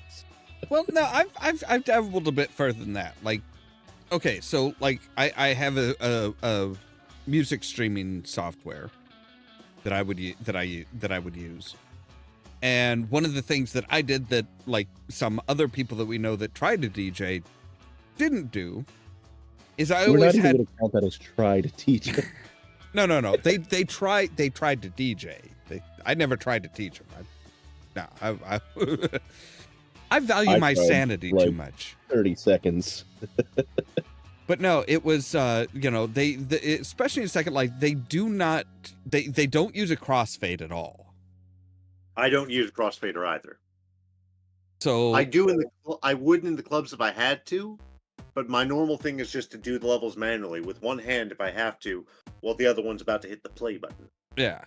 But no, they wouldn't try and crossfade at all. And if they for one reason or another they cut a song off, this one, it's like, and the thing is that they were the same people that told me about the software that I use. I'm like, okay, so you do realize there's an auto fade button. So yeah, if you're cutting off, you can crossfade into the next song. You don't have to be like an abrupt end and then abrupt beginning or anything. It's like, because we all used Sam, didn't we? No, I used oh god, what is it called? I used Mix. Oh yeah, I use Sam, which has an automatic 15-second delay. Yeah. I used a Newmark M4 when I was doing it at home or in clubs or at weddings. Still got the M4 somewhere. But again, this is a physical thing. Yeah. Does it have crossfading? Yes. But to be honest, a lot of DJs are just going to leave the crossfader dead in the middle and just choose their levels manually. If you remember Owen's wedding. Yeah. Okay, well, we wound up just to the point where we had several instrumental loops going, me, Alex, and Andy, and we would just fade different things in that were already on loops, almost playing them like instruments. And that's absolutely doable if you're going with multi-channel. Bring things in, make sure the beat matches the same. There are tools to help you get an actual number on that. Yeah, see, that's one of the things that I never really tried to do, but it always just kind of worked. It usually just worked out. That has always been my experience with music in general, is things will just generally work out in my favor. If you've got a sense of rhythm, better even still, if you've played a musical instrument, yes, It can absolutely. You haven't? Wow. Okay. Nope. Never played a musical instrument. I don't really have much of a sense of rhythm. It's just like even when I do like a video project or something where it's like, okay, so this is what's going on. I'll find a piece of music that I like, drop it in, and it just matches with what's going on the screen, just to the point where I just need to like audio. Okay. Yeah. That's well, yeah, that type of thing, or like with DJing, it's just like, hey, here, we'll just throw in a bunch of similar songs, and it's just like, yeah, it just one flows into the next, and it just works out for me. I don't know why. I am just really, really lucky with that type of thing. Maybe you should have taken up a musical instrument.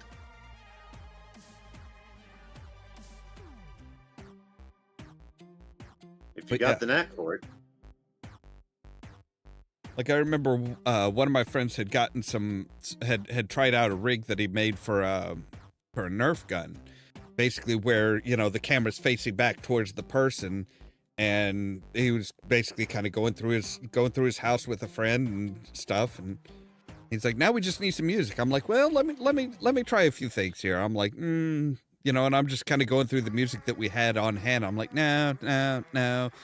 It was all royalty-free music, and then I'm like, yeah, this sounds like it's this sounds pretty cool. That seems like it. Let's drop that in, and we'll move it around a little bit, and just okay there. And we just hit play, and he's just like, damn, that's perfect. How did you do that? I'm like, I don't know. It just sounded good. Sense of rhythm.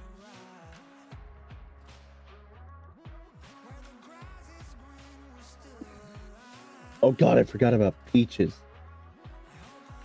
As in, Presidents of the United States of America Peaches? No. Okay, so I'm nowhere near done. But, as I said, I went through my phone, found what I have. This is the current list of the most overplayed songs on Second Life. Okay, while you do that, I'm going to run to the bathroom, so I'll be right back. So I'm not done yet. You have fun, don't drown.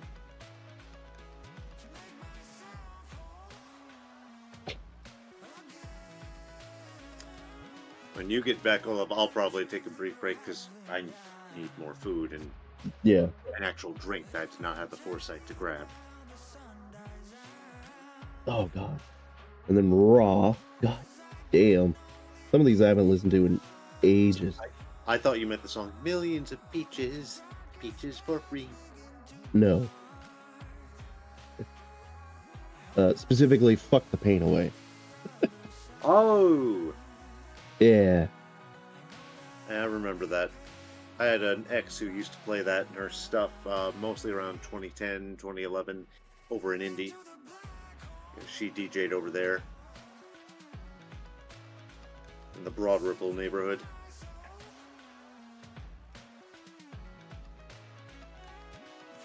God, all these cities have their musical areas. For Indianapolis, it's Broad Ripple. For Chicago, it's basically South Side and downtown, with a bit of Lincoln Park.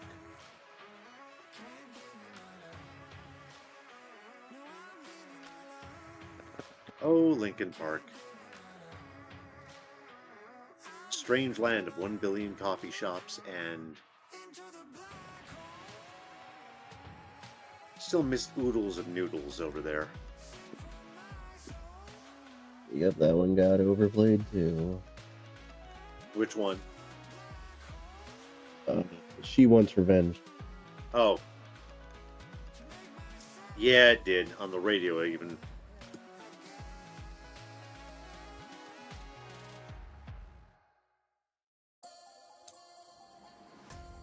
I mean, I've got a few I'm guilty of playing probably a little too often, like Buck the System. There's some V&V Nation songs I need to give a rest to. Strapping Young Lad was my culprit. I loved playing Strapping Young Lad. It's not one I'm guilty of overplaying. Assemblage 23 Drive, I really played that one around 20 years ago.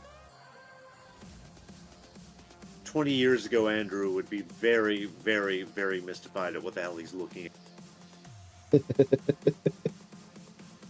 Including, we're still in the same house? Uber Bite. Uber Bite.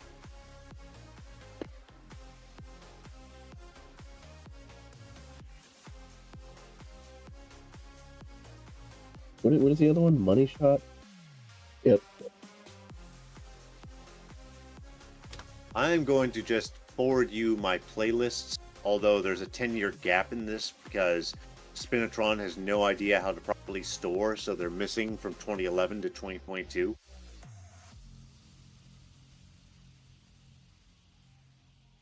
But here we go.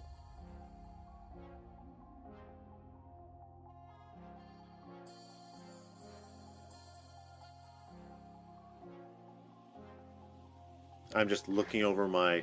Actually, let me go back, because we started our playlists electronically in 2010, because before that I turned them in with pencil and paper. We're getting close to the end because I'm going by artist.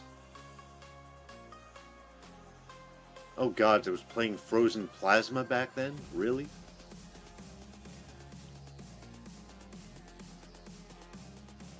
All right, I'm back. Okay.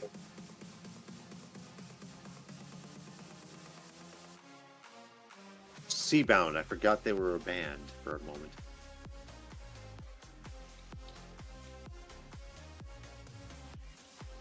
Don't think I've ever heard of them. There were a few songs I played mostly at the Midnight Assembly at Mike and Molly's, like more than 20 years ago. You know, back before a certain person who is now a local politician stole a giant chunk of the equipment. Ah. Yeah. Oh, who am I kidding? It was Brett. If I've mentioned one evil politician locally, I can mention a second. Okay. So again, not the whole list, just what I have in front of me right now. We have a goddamn... You don't need to type that thing up.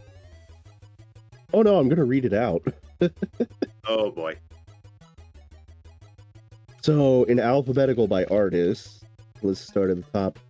Arsenic on the Rocks, Skinny Little Bitch, 100%, Toxic Girl, Cell Dwellers Eon Remix, This Shit Will Fuck You Up, Fuck Machine, Shut Up and Swallow, This Is My Rifle, Hate This, Pong, Super Space Invaders, Short Skirts, Paralyzer, Fucking Uber Death Party, Stripper, Get Up, Get High, Rough Sex, I Must Increase My Bust, Fuck the Pain Away, Do You Call My Name, Sky, I Can't Decide, Tear You Apart, Industrial Bitch, Money Shot, Fuck Me Too, Destination Calibria, and Kerncraft 400.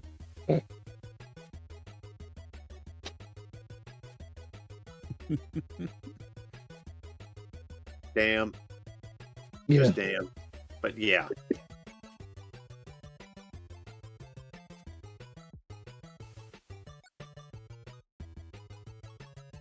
It's like the most basic bitch of basic bitch industrial.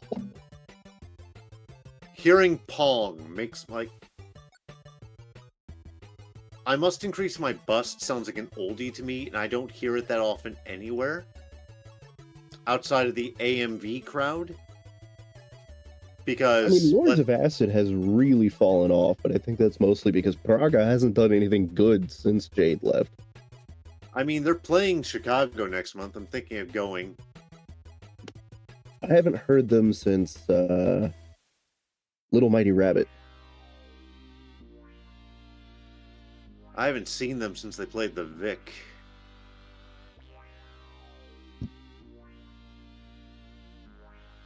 Gods.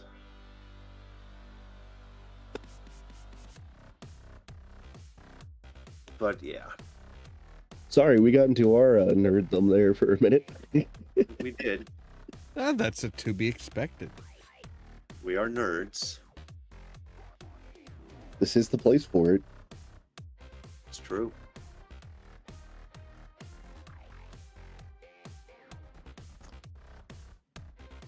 Just looking at my old playlists here. This one's from 15 years ago, so... Rotterdam. Freaking Rotterdam. I think I have some Rotterdams around here. Pulse Legion, Snake River Conspiracy, Project 1201, Sterile, Funkervote, Venetian Snares, Symbion Project, Gargard, Hungry Lucy, local favorites, Ice and Tilla, Neurotic Fish. Okay, is the... On the list of overplayed, do you have Neurotic Fish's cover of They're Coming to Take Me Away? Yes. Okay, just checking. Because that one, I love it, but I have to admit it's overplayed.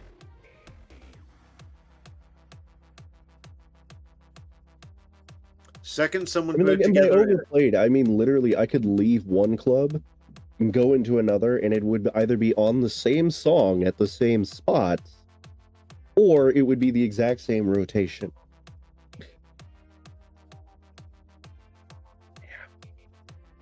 It also didn't help that the industrial scene was very, very compact in Second Life, so all the industrial DJs knew each other.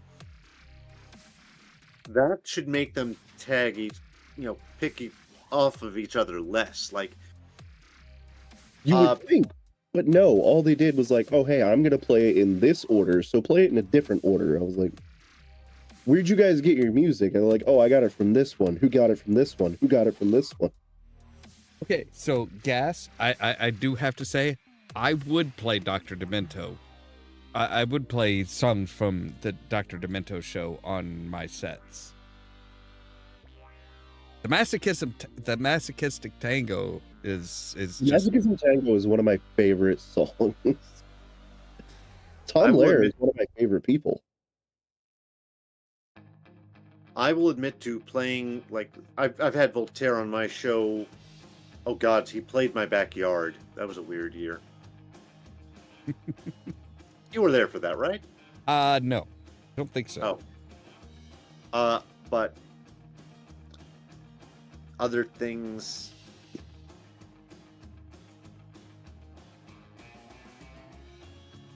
Freaking train of thought left because we talked Voltaire. Oh wait, I have played occasionally. I'll do some Vivaldi on, because why not? Some of his stuff, like especially Summer from the Four Seasons, kind of works. And of course, Bach's Toccata and Fugue in D minor. Yes, if you're out there and you said, I don't know what that last stereotypical goth song. Said, yes, the stereotypical goth song. I usually call it it's the vampire theme. And I tell people, trust me, you know this song. I don't know this, you just said and I used to be able to get them to just go by doing but then people started not recognizing that at all. I'm like, what media did you grow up on?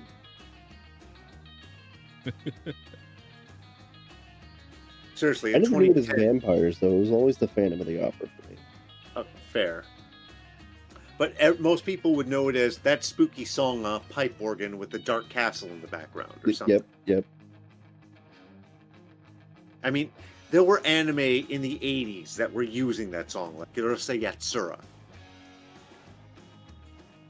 Because why not? Because this made me think of musicals real quick. They want to remake Jesus Christ Superstar, and they want to make Jesus black. I don't have a problem with that. But going off the original casting, does that mean that we have to make everyone black and Judas white? I'm down. Because I always thought that was a little on the nose when we got the original Lloyd Webber movie. It was like, everyone in this movie is white, except Judas. Okay. I mean, that would be up there with, I don't know, an old black production company doing Birth of a Nation in whiteface.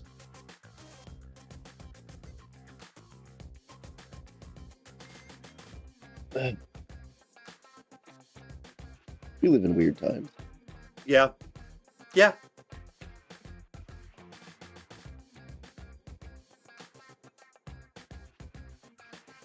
Actually, it's going back to the music, it's still only because of Olaf that I even know about the song Mexican Radio. By Wall of Voodoo.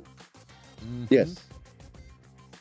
Which is also how I found the weird rap version of it, which I believe I sent to him, where I was like, this has nothing to do with the original song, but fuck, it's still catchy.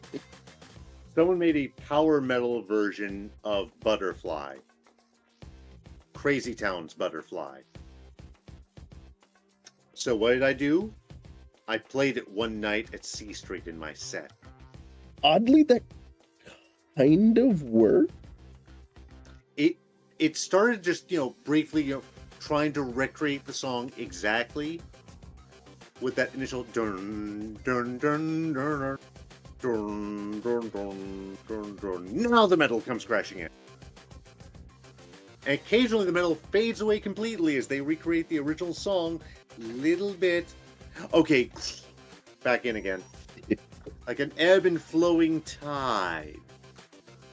It was both satirical and infinitely better than the original, as far as I'm concerned. I mean, I grew up on shit like that, butterfly, short skirt, long jacket. Okay. Are you gonna be my girl? I grew up on. Well, Olav and I both lived in the era where MTV was still playing music videos once it got out of its initial startup area and hit all the cable. They were still playing music videos when I was a kid. But not as often, because once the real world came out, like there was good stuff that was non-music on their channel. Like I have fond memories of Daria and Eon Flux and Liquid Television. Mine was Celebrity Deathmatch. Oh gods, I'd forgotten that. So, just for a second, because recently I was searching them because someone said I'll allow it in a group chat, and I was trying to find, a GIF of the ref saying I'll allow it.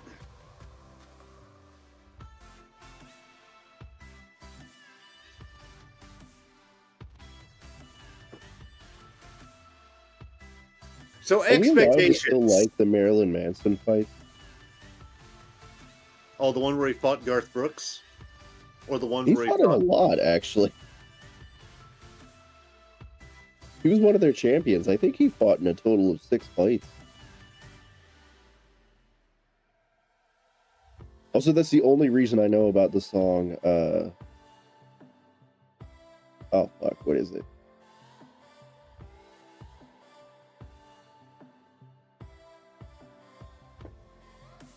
I'll think of it. It is a Marilyn Manson song, but it's the Celebrity Deathmatch is the only reason I know it. I know he just played Detroit a few days ago. Ministry is playing Detroit tomorrow.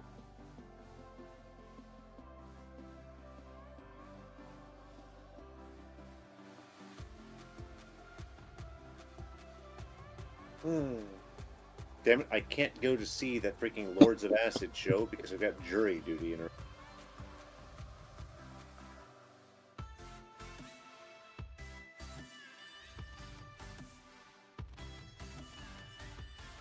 I was just about to buy a ticket when I remembered, oh yeah.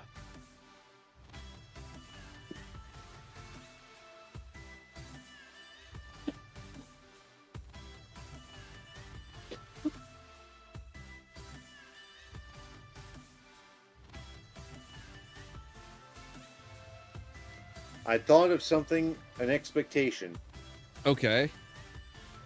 Castlevania, when it came out, when it got its reboot as the Lords of Shadow series,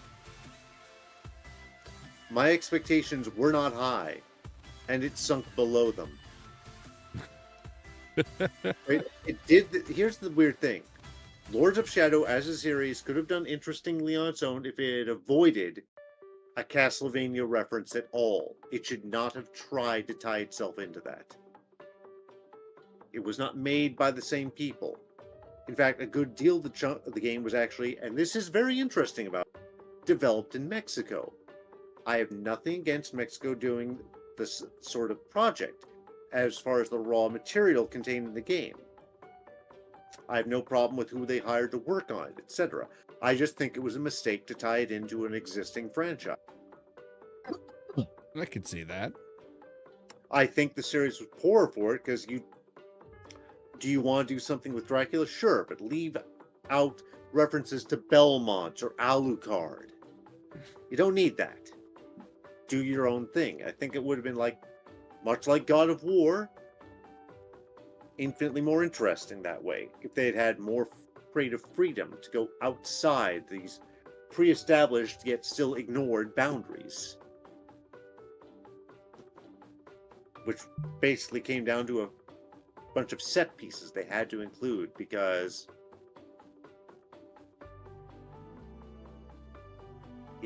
there's a reason Netflix's Castlevania ignored that completely, straight for the classics. Yeah.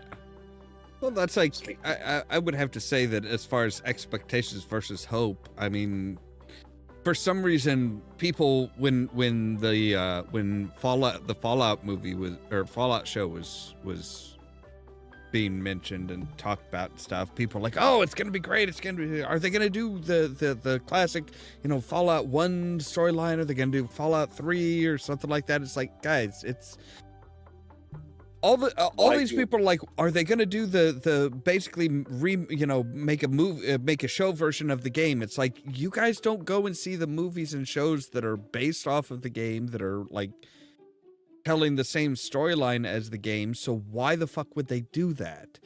Yeah. Now, I don't have Amazon, so I've only seen episode 1 because they put that out for free. But it looked promising. I mean, it's good. Yeah, I mean, it was a lot better than I was expecting, honestly. I did not go out to see Warcraft because, quite frankly, I've already played Warcraft 1, 2, and 3. But yeah, it's one of those things where it's like, they people refuse to go and see the stuff that's like, oh, hey, it's based fully on the storyline of the game. It's like, but then they expect that it's going it's going to be the same, and it's like, but you don't want that. You've told them that by not going and seeing the movie that you don't want it, that you don't want that. So why are you still expecting it? Yeah, I mean, that's an excellent point. As a kid me would have done and would have watched anything related to a franchise he liked. Adult me was like, maybe if it comes out for free sometime. Adult me still hasn't watched the D&D movie, the recent one.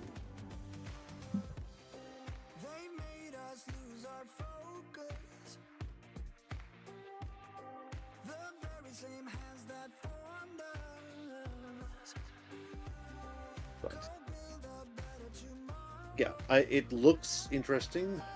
If it goes outside Amazon sometime, probably catch it. Other online series, She-Ra remake on Netflix. I loved that infinitely more than the original. And I loved He-Man and She-Ra growing up.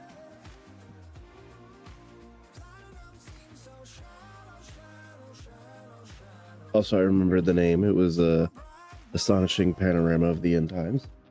Oh. Yeah, maybe I'll see if I can't find a way for you to see that. Okay. Like I said, it had all the hallmarks of Fallout. It just was its own unique thing. Yeah, it's same universe, new story. I think my biggest complaint with Fallout was probably just the Brotherhood. I don't know why. It just didn't feel like the Brotherhood of Steel to me. Really? Something felt off. I don't know what it was. I couldn't put my finger on it. Or maybe it was just the power armor. I mean, generally the Brotherhood has always been, hierarchical and kind of like, hey, we're doing our own shit. Fuck off. You all are beneath us. I think it was mostly just the way their Brotherhood felt very, you're either Brotherhood or you die. Which, Could be a regional thing. I don't know if it was, maybe that's just their region, but I don't know if it was, your Brotherhood or you die, but it's more your Brotherhood or you don't matter.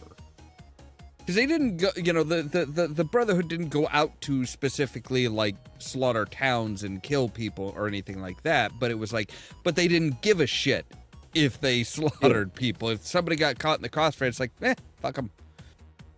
And that is very West Coast Brotherhood. Yeah, and maybe that's it. I'm not so familiar with West Coast Brotherhood, but it was definitely the, when Maximus got killed, he was like, oh shit, now the Brotherhood's gonna kill me. I was like, technically no. I mean, all you really have to say is that he ran in without his squire and got fucking killed. Nothing you can do about that. Yeah. But you have to remember, he was also very much indoctrinated into the Brotherhood, so he was, you tell a higher up the truth. he was raised from a young age with that ideal, so it was very ingrained in him. So it was the idea of being like, of not telling them everything went very much against his upbringing. I mean, yeah, but even then, I was still trying to figure out how he could be blamed in that situation. He did follow the order. Just the only thing he didn't do was die. Well, he would be blamed for it because he had a stim pack in his hand and did not administer it to the knight. That was what caused the knight to die, was he's standing there just looking at the stim pack like, why the hell am I going to save you? You're a dick. Yeah. I mean, that would be where the lie comes in. Just be like, look, it took me a while to find the fucking stim pack, okay? But in truth, it was very much his choice not to give it to him. Yeah. So, again, it's one of those, we're supposed to be honest and upfront. We know what happens when you aren't, so... So rather than lying to my higher-ups, let me just steal his armor and then lie to my higher-ups. And everybody else. But yeah, with West Coast Brotherhood in particular, they were always much more secretive, and in the first game, people barely knew about the Brotherhood. Yeah. In the second one, they were a bit more well known, but they were still just kind of like, no, we take and hoard technology, basically. Like we don't share the technology because technology is dangerous. So what we have, we keep, and we don't give out to other people. And by the time New Vegas rolls around, that was just one chapter where everyone's like, we don't even know if the Brotherhood exists anymore. Yeah.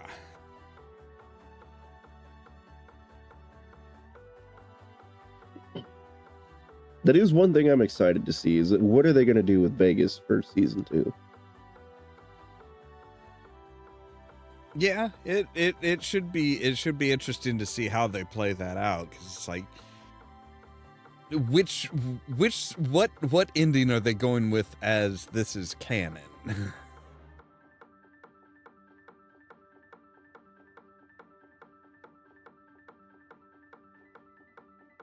That's like, I'm still amazed that people are like trying to figure out with the keys of possibly another Mass Effect that's in the Milky Way. People are like, well, but what are they gonna do? What are they gonna? Which ending is canonical? It's like,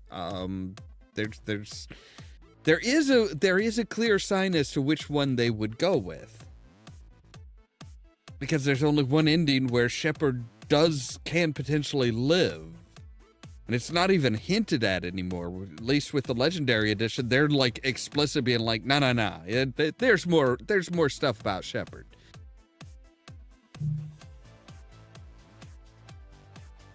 Which one's your favorite ending? I think the one that I got in my playthrough, the destroy, which, yeah, I mean, it's one of those things where it's like they went into it and said, hey, yeah, this is going to destroy a lot of technology. But they also put in, I don't know if it was for the Legendary Edition or not, but they were like, yes, this is going to destroy all the technology, but you can rebuild it. People can rebuild stuff, so, potentially that means that they could, the current races in the Milky Way could rebuild the Reapers. Yeah. Why they would want to, I don't know, but I went with the synth ending because I was just like, you know what? This is the biggest fuck you to everybody that I can think of.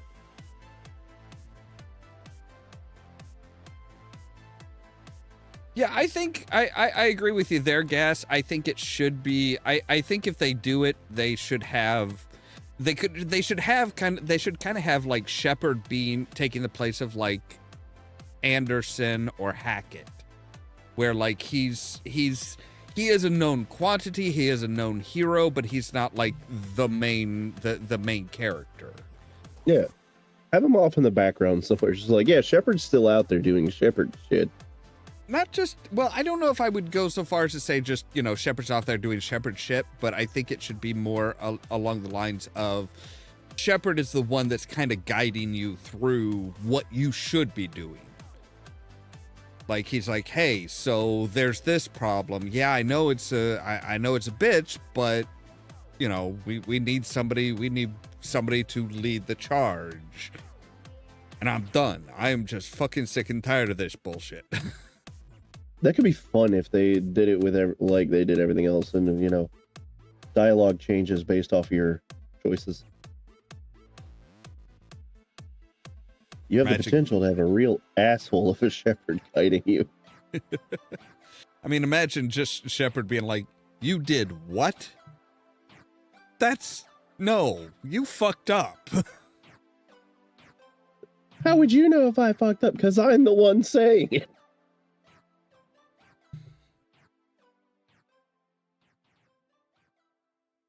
Especially if you played as a renegade Shepard.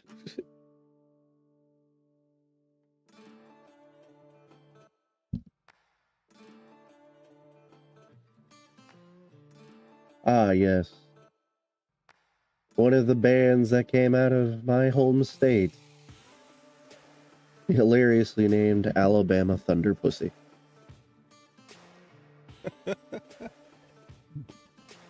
Which has confused many people because they're like, so where are you from? And they're like, Virginia. But you're Alabama. Well, yeah, we couldn't call ourselves the Richmond Thunder Pussy. That doesn't roll off the tongue, does it?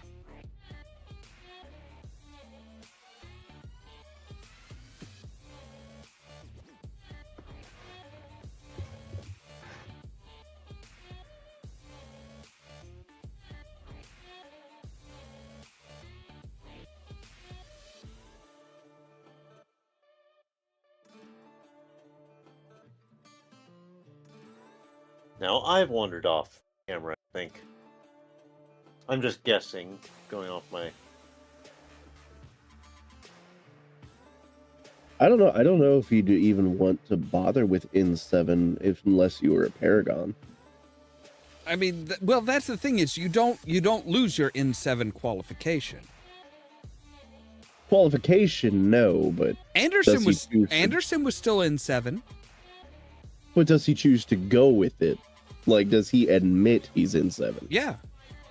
It's public record, but it's one of those things where it's not like you retire and you're no longer N7. Yeah. Well, once you are N7, you are N7. Period. That's yeah. But that's what I'm saying. Going with Gas's thing, where they were saying maybe Shepard's not even a Spectre or N7, but a human leader. I was like, yeah, I mean, it would make sense with some choices you made with Shepard, where Shepard wouldn't want to distance themselves as far as possible. Just be like, no, not dealing with that shit anymore. Yeah, from the one little like teaser that they gave, like, what was it, a year ago, 2 years ago now, where it was just like one person walking along, just kind of like bundled up in an overcoat with an N7 on it. I would see it more as there's a good likelihood that Shepard may be kind of like just laying low and just being like, look, I don't want to be in the spotlight. I don't want to deal with the Citadel. I don't want to deal with the Alliance. I don't want to deal with the US or with the Earth's leadership, period. I just want to relax. I want to be on a beach somewhere. And then something happens that, hey, okay, nothing major like this has happened since Shepard's time, so you have to go and find him, basically, to be as a mentor.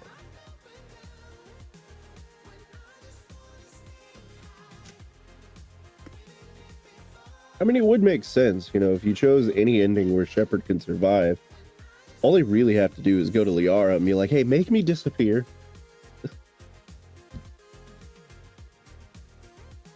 Well, that would be extremely difficult. That would be extremely difficult simply because of the fact that everybody fucking knows Shepard. Everybody knows him now. Well, I mean, yeah. he's, you know, saving he had the the best entire chance galaxy kind of puts Yeah. you can't erase it from people's minds. No, but you know, as Shadow Broker, she could be like, well, I can minimize how much information there is about you, but besides that, you're gonna have to fake your death or some shit, buddy boy. And after and especially if they go with, okay, the canon ending was the destroy option, and yes, Shepard does survive, then it's like, yeah, they could be like, yeah, he's just, you know, the Alliance is like, hey, Shepard, you're alive, we could use it. He's like, no, I'm retired, fuck off. He pulls a Luke Skywalker. The canon ending where he died, he already came back once. I mean, yes, but with the Legendary Edition, you actually, the last scene before you see the that I got, at least before the credits roll, is you see his burnt up armor, you see his N7 dog tags, and you see his chest expand as he takes a breath. Yeah. So it's like, you know, everybody's like, even to this day, people are like, well, it's questionable whether Shepard survived. It's like, no, you can absolutely get him to survive. Yeah. I was saying, like, even if they had, it was like, oh, well, I had a death ending. It's like, yeah, they already brought you back once. And that would be a prime, he steps out of the spotlight. It's like, no. I fucking died once. You brought me back. I died again to get away from it. You brought me back again. No, I'm out. I don't think they could do that. Because they have to canonize one of the three endings because they are so wildly different. You really can't build a game around, okay, well, we have to have one part of the game, you know, one version of the game where the Reapers were destroyed. We have to have one of the versions where the Reapers were taken over, and we have to have one of the versions of the game where, you know, there was the synthesis, so everybody's part organic, part machine. That would be way too much. That would be impossible to do. And that's why I say with the Legendary Edition, where, you know, they make it quite clear that, yes, Shepard actually, you know, as long as you have enough military assets, Shepard does indeed survive. I think that's the way they would go. As much as it would be fun to see the synthesis, I don't think that they would go that direction. No, I'm just saying it'd be fun as hell. You know, bring him back again. He's like, no, fuck you. Every time I die, you assholes bring me back. I'm tired of this. The first time, I admit, I didn't want to die. The second time, I very much chose that.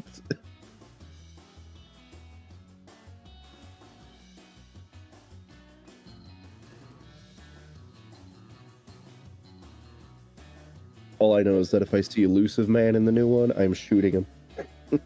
Yeah. It's like, hi, you're here to die. Get the fuck off my screen.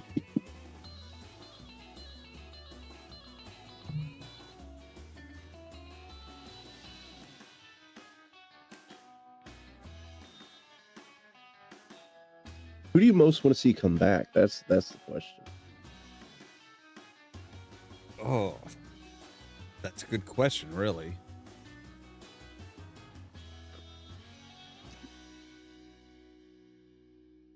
I mean, I think I would want Grunt back at least, depending on how. Would be fun. Grunt, maybe Rex. I would like Grunt to actually be like, you know, a part of the team. You mean actually do something for once? Yeah.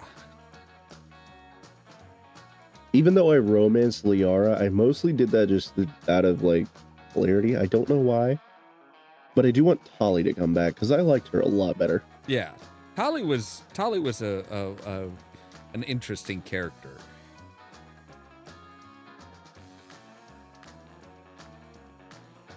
I actually don't even know why I didn't end the romance with Liara after she became the Shadow Broker.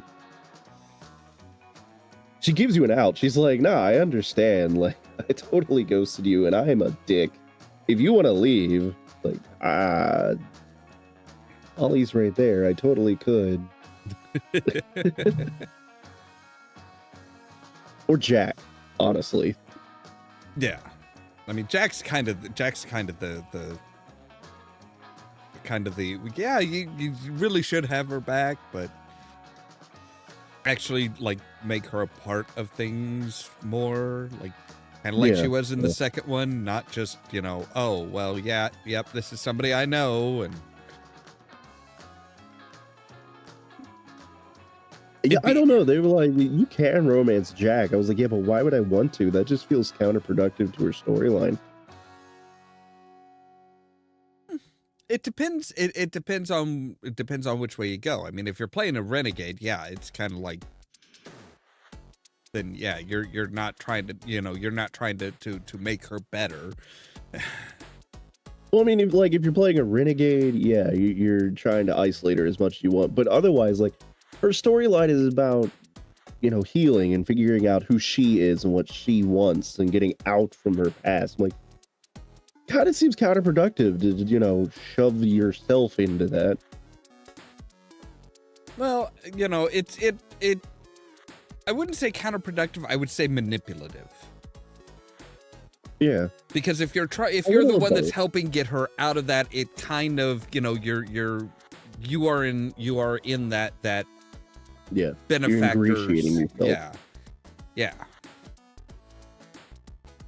I mean, granted, you know, romancing Tally is a little bit manipulative too. Well, yeah, because there's that whole point where, you know, it's, hey, you choose the Normandy or us. Well, no, in the Paragon run, you don't. It's not, hey, you have to choose. It's she chooses. And you're like, hey, I wasn't going to ask. She's like, no, we're doing this.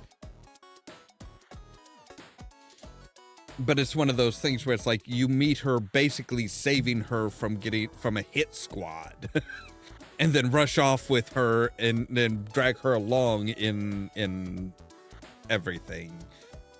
You're the one that gives her something. I played a female shepherd, so everything was lesbian, first of all. But that's to go with Gaz, because yeah, Miranda had some nice looks, but she was too much of a bitch. Yeah. She had nice assets, but she was very aware that they were nice, and they were, you know, it was literally genetic. It was literally genetic manipulation to give her those assets, and she had no qualms about using them. Like, she showed up in my cabin one point. She's like, hey, we could. I was like, no, I will drown you in the shower. It's like, if it was a one-night fling, I might consider it, but no, you are Miranda. Nothing comes without strings.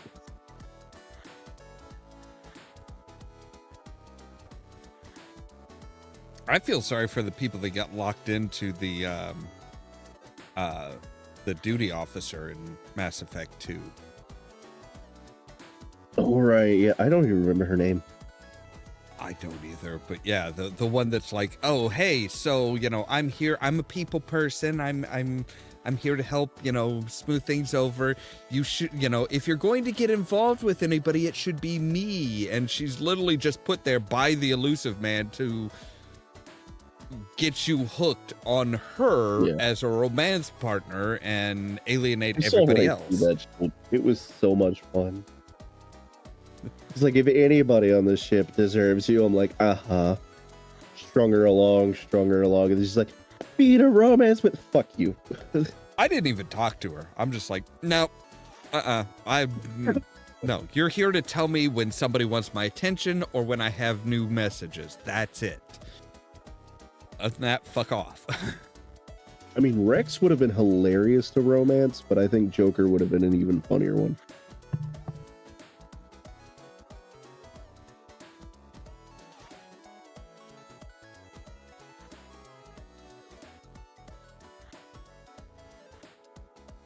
I don't know about Samara. See, I have to admit, I don't know much about Mass Effect in general. Wait, who's the one that ran the club? Arya. Yeah, she would have been fun. I don't know. I think she would have been. I think Arya would have been like a lighter version of Morinth. I don't know. The amount of times you pass out in that club and wake up in her lap mysteriously, it's just like, at this point, we should just...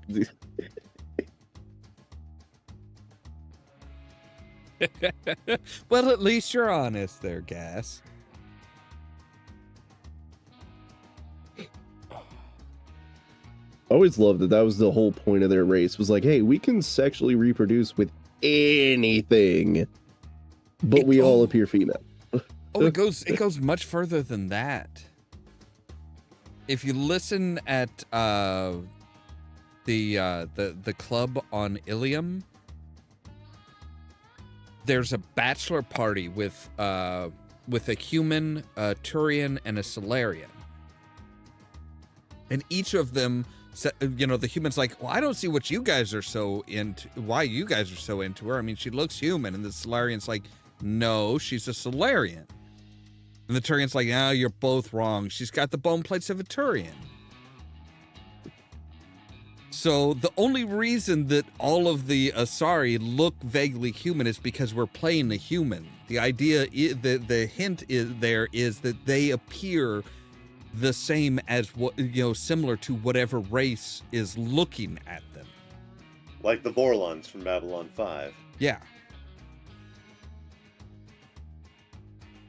I can't believe that was my reference point. Hey, it's a reference point.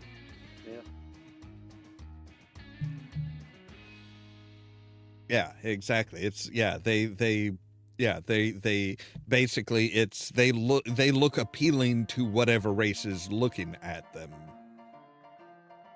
Which, God, it makes you wonder what the Krogan see. Krogan?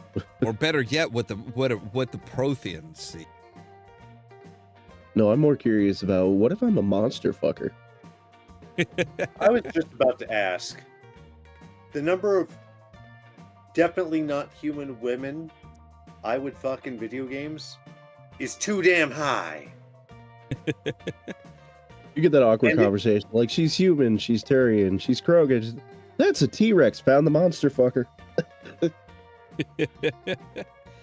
I'm just going to admit I would fuck Melina. Okay, done. Everybody would. Come on. I mean, you would think that, but the number of people who say ew is still also too damn high. I mean, just, you know, just be careful. Look, certain acts are out the door, possibly in Howard. the middle of the door, depends on exactly what position, but... Now, see, I always find it that the weakest people who are like, I do Melina with the mask on. I was like, fuck you. Mask off. I'm not saying it has to be mask on, but I'm just saying, you know, you're risking a lot if you go for a blowjob. Look, I just also want to see... That's how you know that it's a real thing, is if she leaves it intact.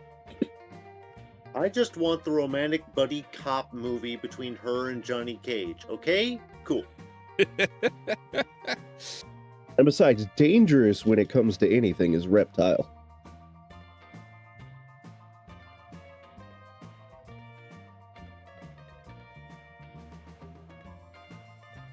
Okay, I play WoW, so there's basically no race that would be off limits to me there. Would you go for a Pandarian? No. I also plenty cuddly. For a Valkyra or a Mechanome. See, you and I thought the same thing. Pandarians are like cuddles and warm and food. Yeah. No Pandaren, no Valkyra, no Mechanomes, and no Drakthir. This motherfucker wouldn't even go for a Warforged.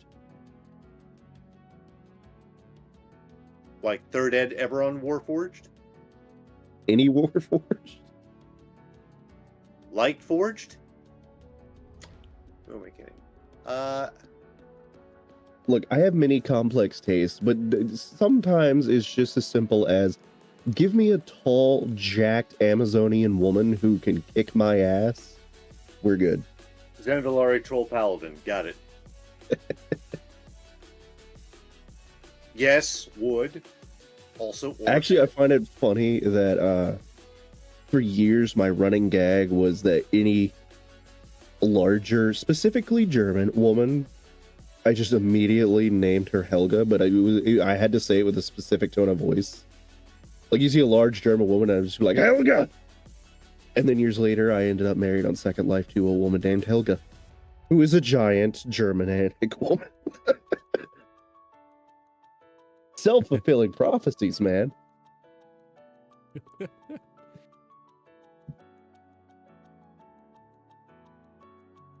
Okay, we've been going for just about 3 hours here.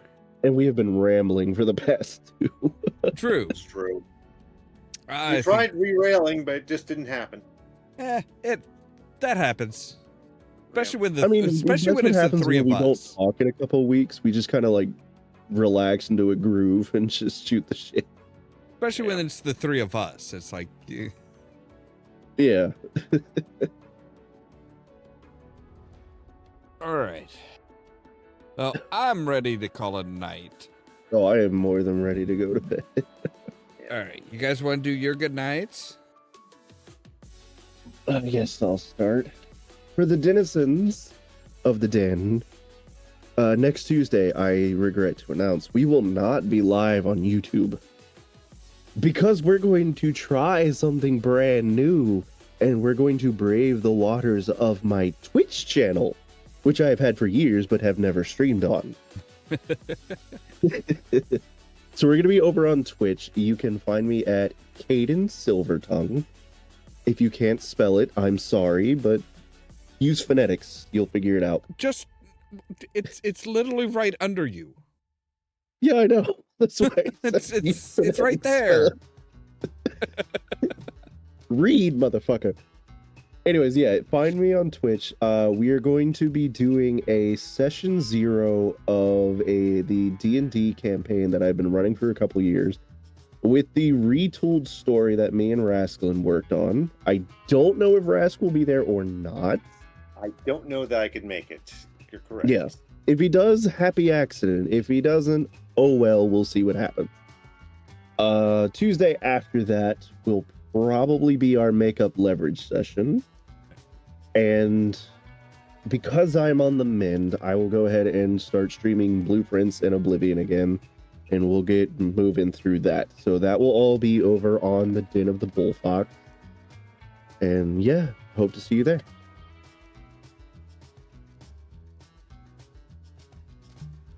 Tomorrow night, Over the Edge on Community Radio for East Central Illinois. 1FM WEFT Champaign. Streaming online at new.weft.org/listen. Yeah, I think it actually picked up most of that. That's Right? all right. And of course, all of that information is not only down in the description below, but also on the little sticker by him. All right. Well, I'm going to go ahead and do my good nights. As always, guys, thanks for being here, and I'll talk to you next time. As always, thank you for having us. Likewise. All right. As always, thank you guys very much for watching. If you like the video, don't forget to hit the like button. If you're new here, don't forget to prod that subscribe button. If you want to be kept up to date of when we go live and stuff like that, make sure to ring the bell, but also check out the social media links down in the description below. That's our Facebook page, our Twitter account, our Tumblr account, our Blue Sky account, and the permanent invite for our Discord server, where I make sure to notify you guys of when I go live and stuff like that. For example, tomorrow at 3 p.m. Central Time, we'll be back with more Oblivion. And then tomorrow at 8 p.m. Central Time, we'll be doing some more Mass Effect Andromeda. All that so that you can spoon for more from Ollamh Productions.